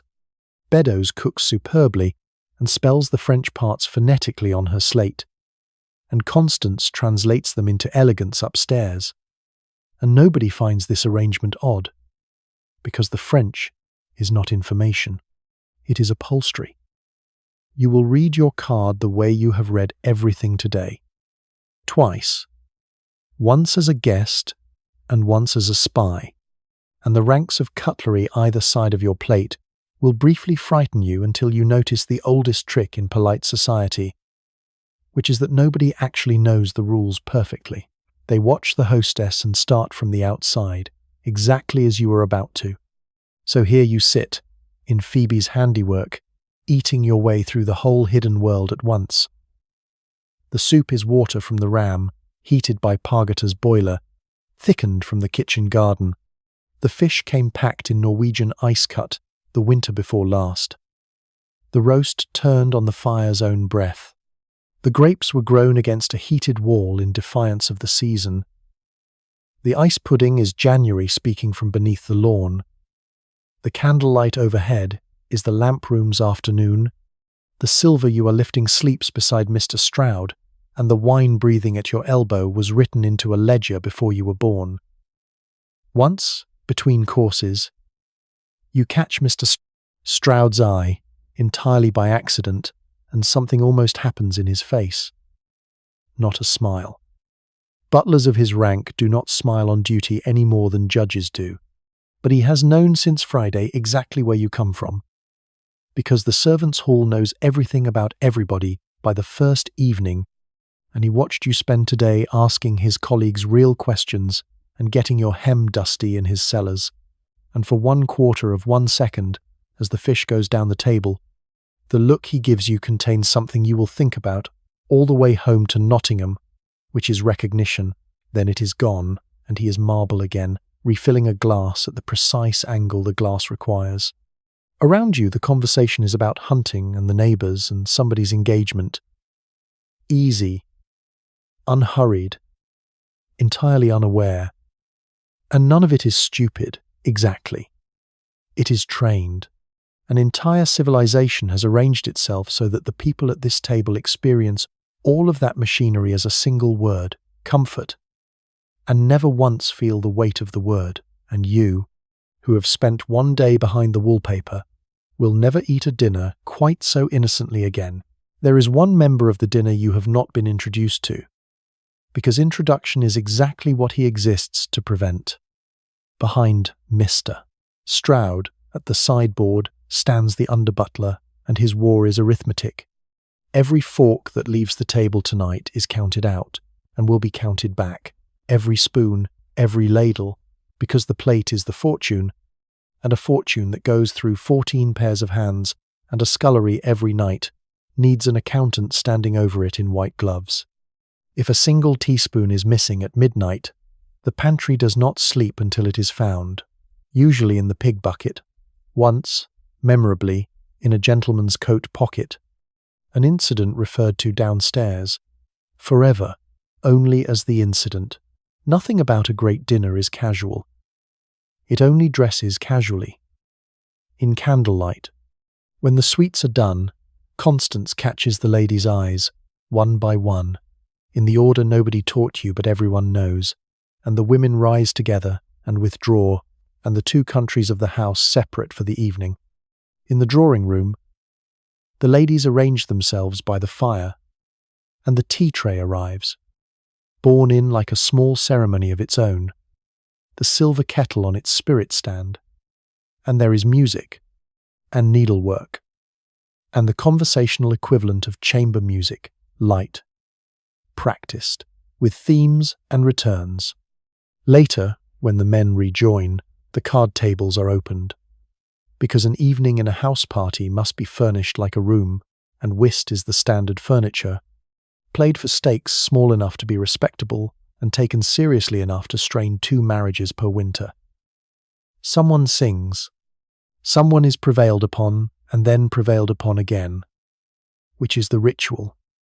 since accomplishment must be displayed, but never volunteered. And through it all the footmen come and go with the trays, and the fire is made up twice by hands you will not see do it. And the whole gentle clockwork of the evening runs, like everything else here, on the far side of the wall, wound tight hours ago.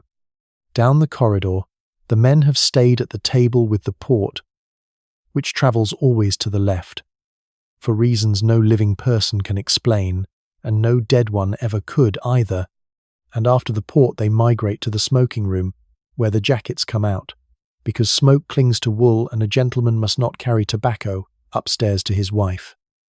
And so an entire species of garment, the smoking jacket, exists as a kind of chemical shield, and the billiard balls begin their clicking, which will go on past midnight.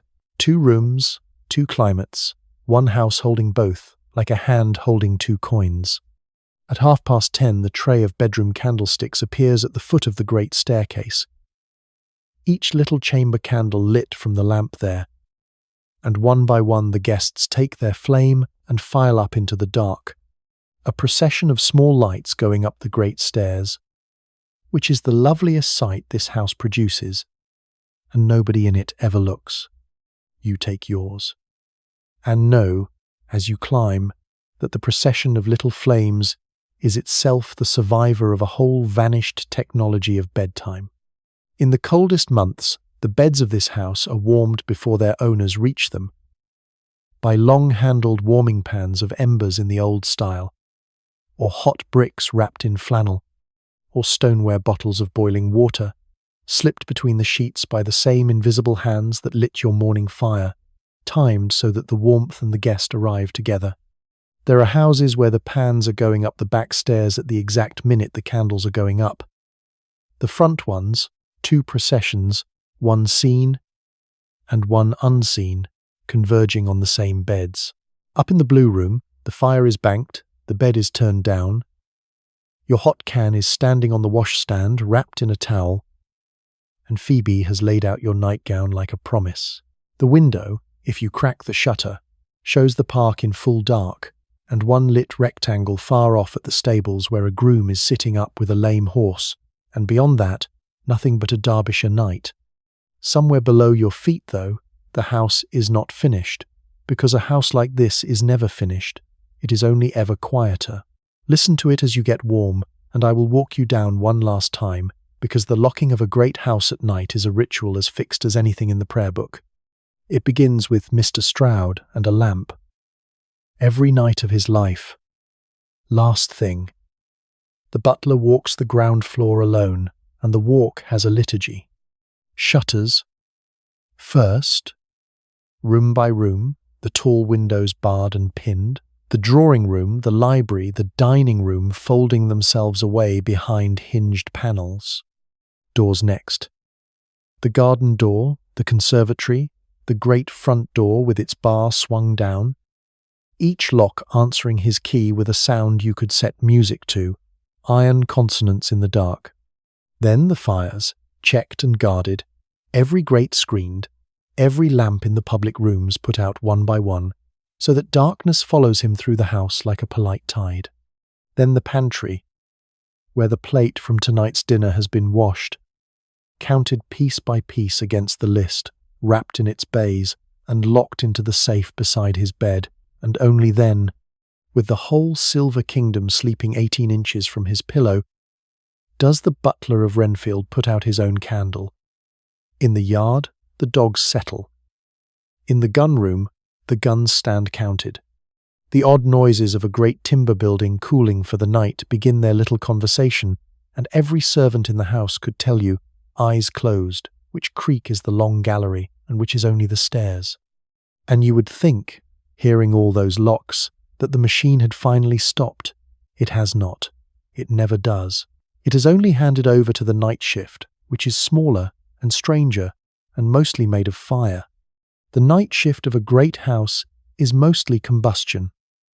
In the kitchen, the range is banked, its fire raked low, and covered so that it holds its heat until morning like a sleeping animal, because relighting a cold range from nothing costs an hour that no cook will ever agree to lose. In the cellar, The boiler ticks and settles. Out in the glass houses, at 11 and again toward 5, a lantern comes bobbing down the garden path through the dark. One of Loxley's boys in a muffler, going to feed the furnace that keeps the vinery from frost. And if you are awake to see it from your window, that small light moving through the walled garden is one of the finest sleepy sights England has to offer. The ram thuds on in its hut. The stable clock counts the hours to an audience of horses. And in the house itself, nothing moves at all except heat. Easing out of 40 banked grates, up through the great chimney stack, while the building creaks down around it, degree by degree, into the small hours. At the very biggest establishments there is even a night watchman, an old soldier or a pensioned keeper, who walks the sleeping house on rounds with a shaded lantern, checking fires, checking doors, marking his passage at little telltale clocks. And at Renfield, the office is filled, informally, by Mr. Stroud's insomnia and the dogs. And down in the kitchen, the night has its own population, which the day never mentions, black beetles. Every great kitchen in England has them, coming up between the flags when the lamps go out, retreating before the kitchen maid's 5 o'clock candle, fought forever with traps and powders and never entirely beaten, the one form of life in this entire regulated building that has never once obeyed the bells. The scullery cat, who is nobody's pet and everybody's colleague, holds the night shift alone. The wonderful secret about a machine this size is that it idles badly. It was never designed to stop, only to pause, and even its pauses are work. Somewhere in the servant's wing a lamp burns in case of bells in the night. The fires are not out, only sleeping. The water in the tower stands ready above the house like a held breath. Every system you have toured today is still faintly running, damped and waiting. And at 4:30, long before the first grey gets into the sky, the wheel will catch again, when a small alarm clock rattles in the attic and the kitchen maid gets up in the freezing dark to open the range and coax the day's first fire out of last night's embers. The house you woke up in this morning, with its impossible burning grate, was not a miracle. It was simply yesterday, handed carefully across the night, by people taking turns not to let it go out. If you could not sleep tonight, and dared the corridor in your wrapper with your chamber candle, here is what the polite half of the house would give you at 2 in the morning. Moonlight in long bars through the gallery windows, lying across the floor like dropped silk.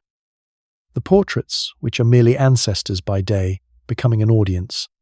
The seventh stair that sighs, the clock in the hall gathering itself before it strikes. The hot pipe in the wall ticking as it cools like something patient turning over. And under it all, that sound that is not quite a sound. The deep settled hum of a huge building full of sleeping people and banked fires, which the Victorians, who heard it every night of their lives, never bothered to name, and which you only ever hear in houses old enough to have earned it. Nothing in this corridor will harm you. Everything in it will be dusted by 7. Go back to bed. And now, at last, come up the final staircase with me, the narrow one behind the door you are not supposed to notice, to the floor above your own ceiling, because you have seen where this house keeps its wine, its silver, its ice and its gas, and it is time to see where it keeps the people.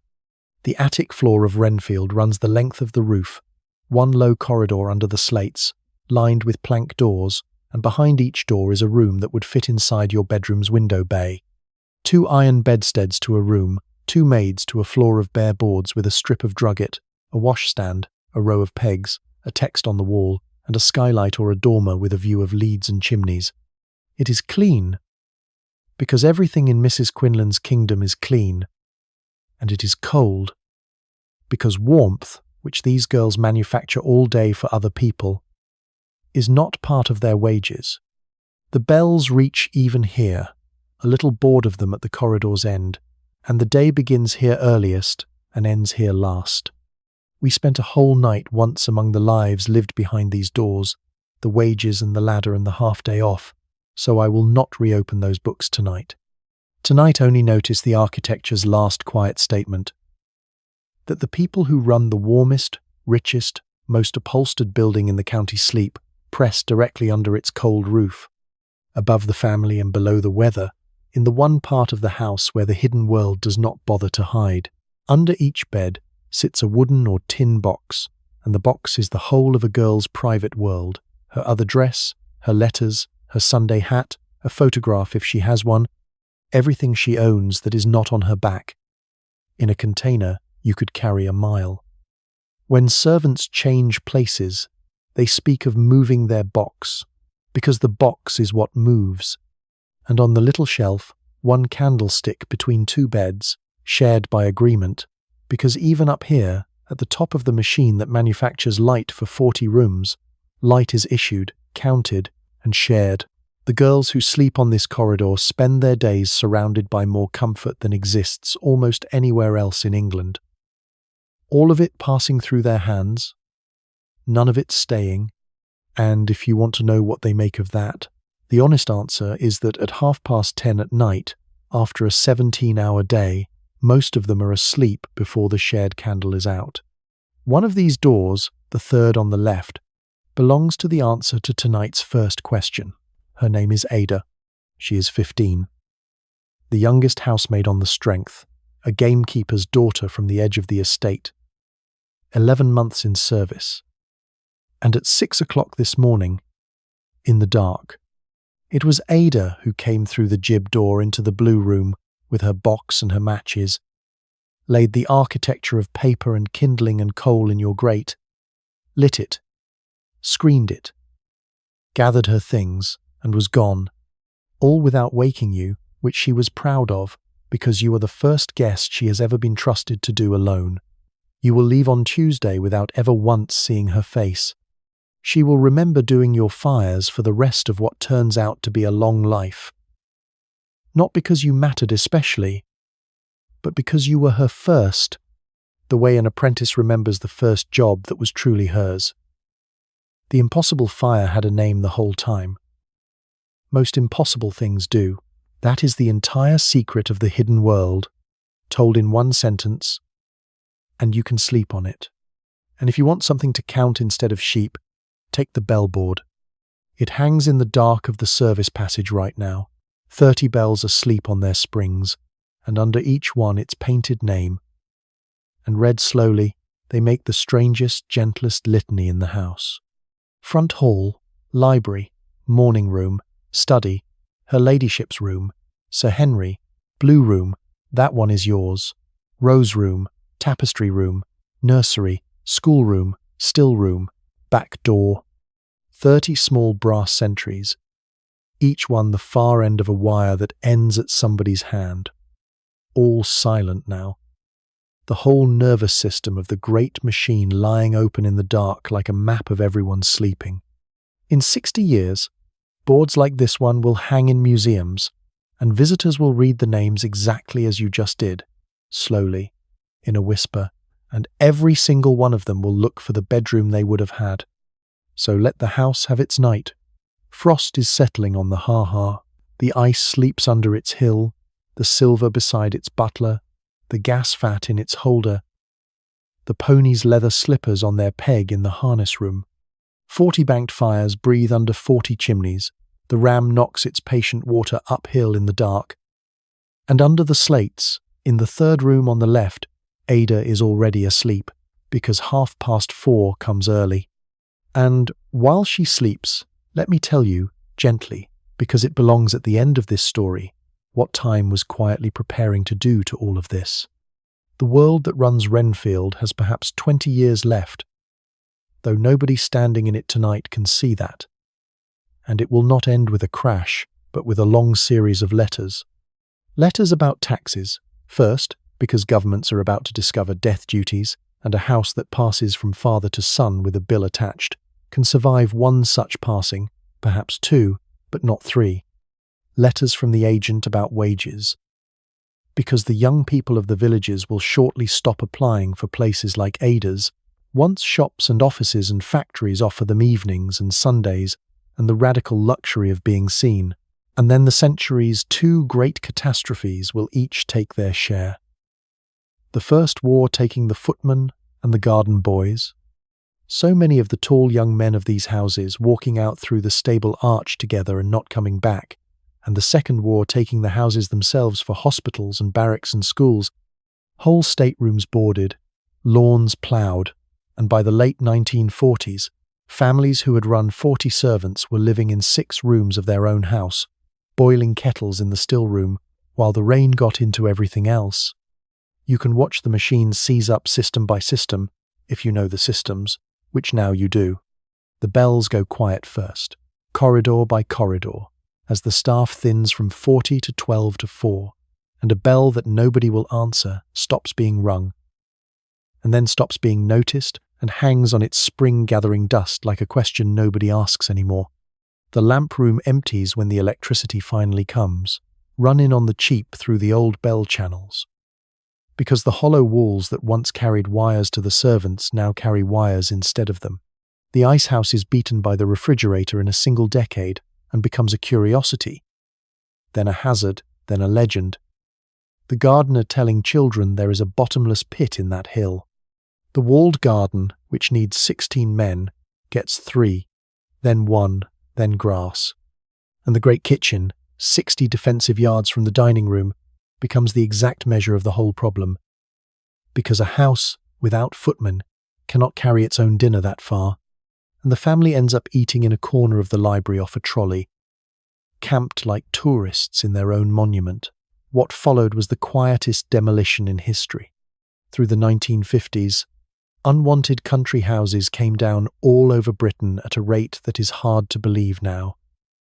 At its worst, something like one house lost every few days, sold for the lead on their roofs, and the stone in their walls, their parks carved up, their contents scattered through the sale rooms, a whole architecture of hidden corridors and bellboards and ice houses going down under the ball without anyone much minding, because they were seen then not as history but as monstrous unheatable liabilities, which, to be fair, is exactly what the machine becomes the moment there is no crew. Some of the greatest survived, of course, and found new lives, handed to the nation in lieu of those taxes taken in by the National Trust, opened to the public at a shilling a head. And so the strangest fate of all befell the hidden world. The families departed, and the visitors came, and the roped-off route now runs straight through the old performance rooms, while the real house, the working house, the whitewashed world behind the wallpaper, became the storerooms and staff areas of the museum, hidden all over again. But go to one of those houses today, any of them, and you can still read everything we have seen tonight, if you know where to look. In the passage behind the tier room, a row of bells on coiled springs, each with a painted name. Blue Room, Library, Her Ladyship, hanging silent on the wall like a rack of small church bells that have forgotten their parishes. A green hill beside the lake with a locked wooden door. A pony's leather lawn, boots in a glass case in the stable block. A seam in the dining room bookcase where the false spines meet the real. A peach wall with little iron fire doors at its foot. Cold now for a century. Stand in one of those service corridors on a quiet weekday afternoon, if you ever get the chance. After the tour has moved on toward the staterooms, the whitewash is usually still there, scuffed at shoulder height where a century of trays went past. The floor dips where the feet went. There is always one bell that somebody, at some point, could not bear to take down. It is the nearest thing England has to standing inside a seashell and hearing the sea.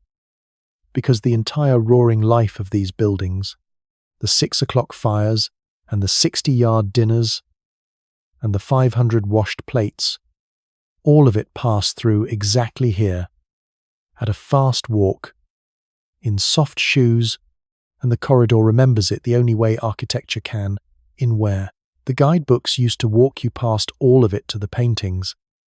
And then, somewhere in recent decades, the visitors changed, and the curators noticed something wonderful, which is that the queue was longest below stairs. The kitchens, the bells, the ice house, the servants' attics, the hidden world, hidden for 100 years precisely so that nobody would look at it, turned out in the end to be the thing everybody most wanted to see.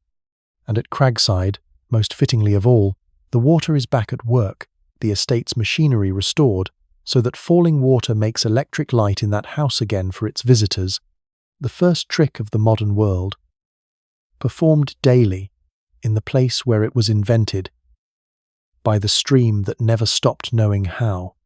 And spare a thought. While we are laying this world down to sleep, for where its people went, because the crews of the hidden world did not vanish with their houses. They went into the new century and staffed it. The footmen became waiters and chauffeurs and cinema commissionaires, splendid in new liveries. The kitchen maids took their terrifying competence into hotels and hospitals and their own kitchens. The Phoebes and the Adas married, mostly, and raised children in houses with taps, and lived long enough, many of them, to see their grandchildren queue at the ticket desk of some National Trust mansion and pay good money to look at the very attic corridor they had been so glad to leave. Some of them wrote memoirs right at the end.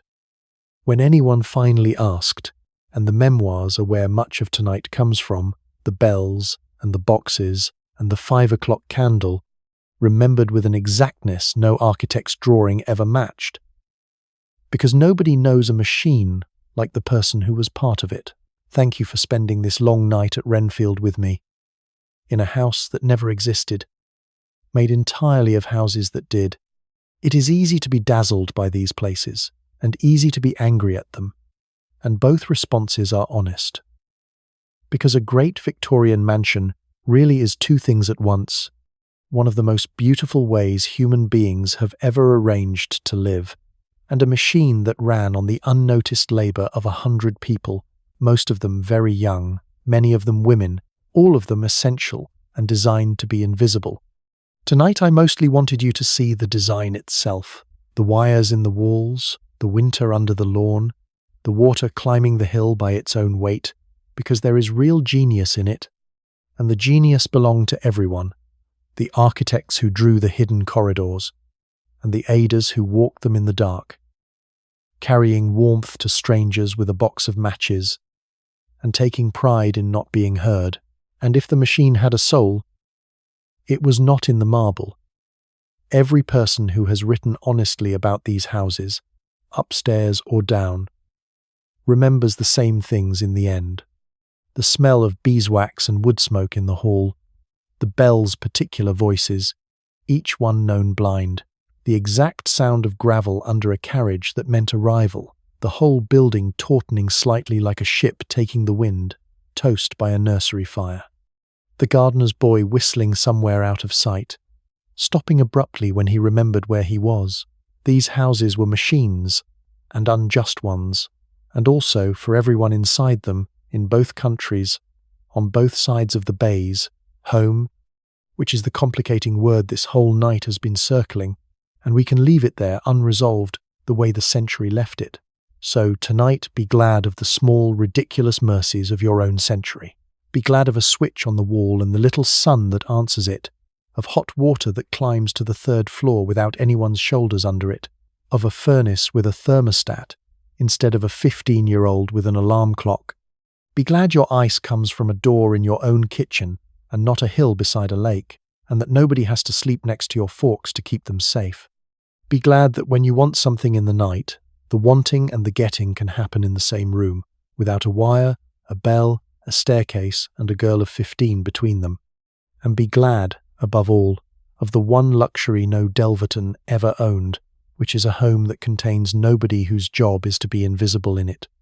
And if you should ever stand in an old house behind a velvet rope, peering down some narrow whitewashed staircase that the tour does not take, spare one warm thought for the people whose whole working lives were spent on the other side of the wallpaper, keeping the fires in.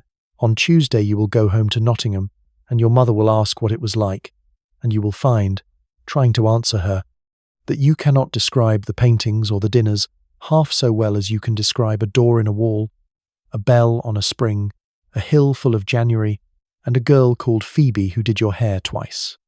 Nobody ever remembers the marble. Everybody remembers the machinery once they have seen it, because the machinery is where the people were. The house is asleep now, as much as it ever sleeps. The last lamp in the servants' passage is turned low. Frost on the glass houses, embers in the range, the ram thudding softly down by the stream. And in the blue room, a solicitor's daughter is dreaming in the warm, 3 feet from a door in the wall, which is closed now and will open again at 6, quietly, so quietly, when the whole patient machine hands this day across the dark to the next one. And so, my friend, are you, almost. Let your jaw go, let your hands go. The fire is somebody else's job tonight, and the bells are all still. Good night.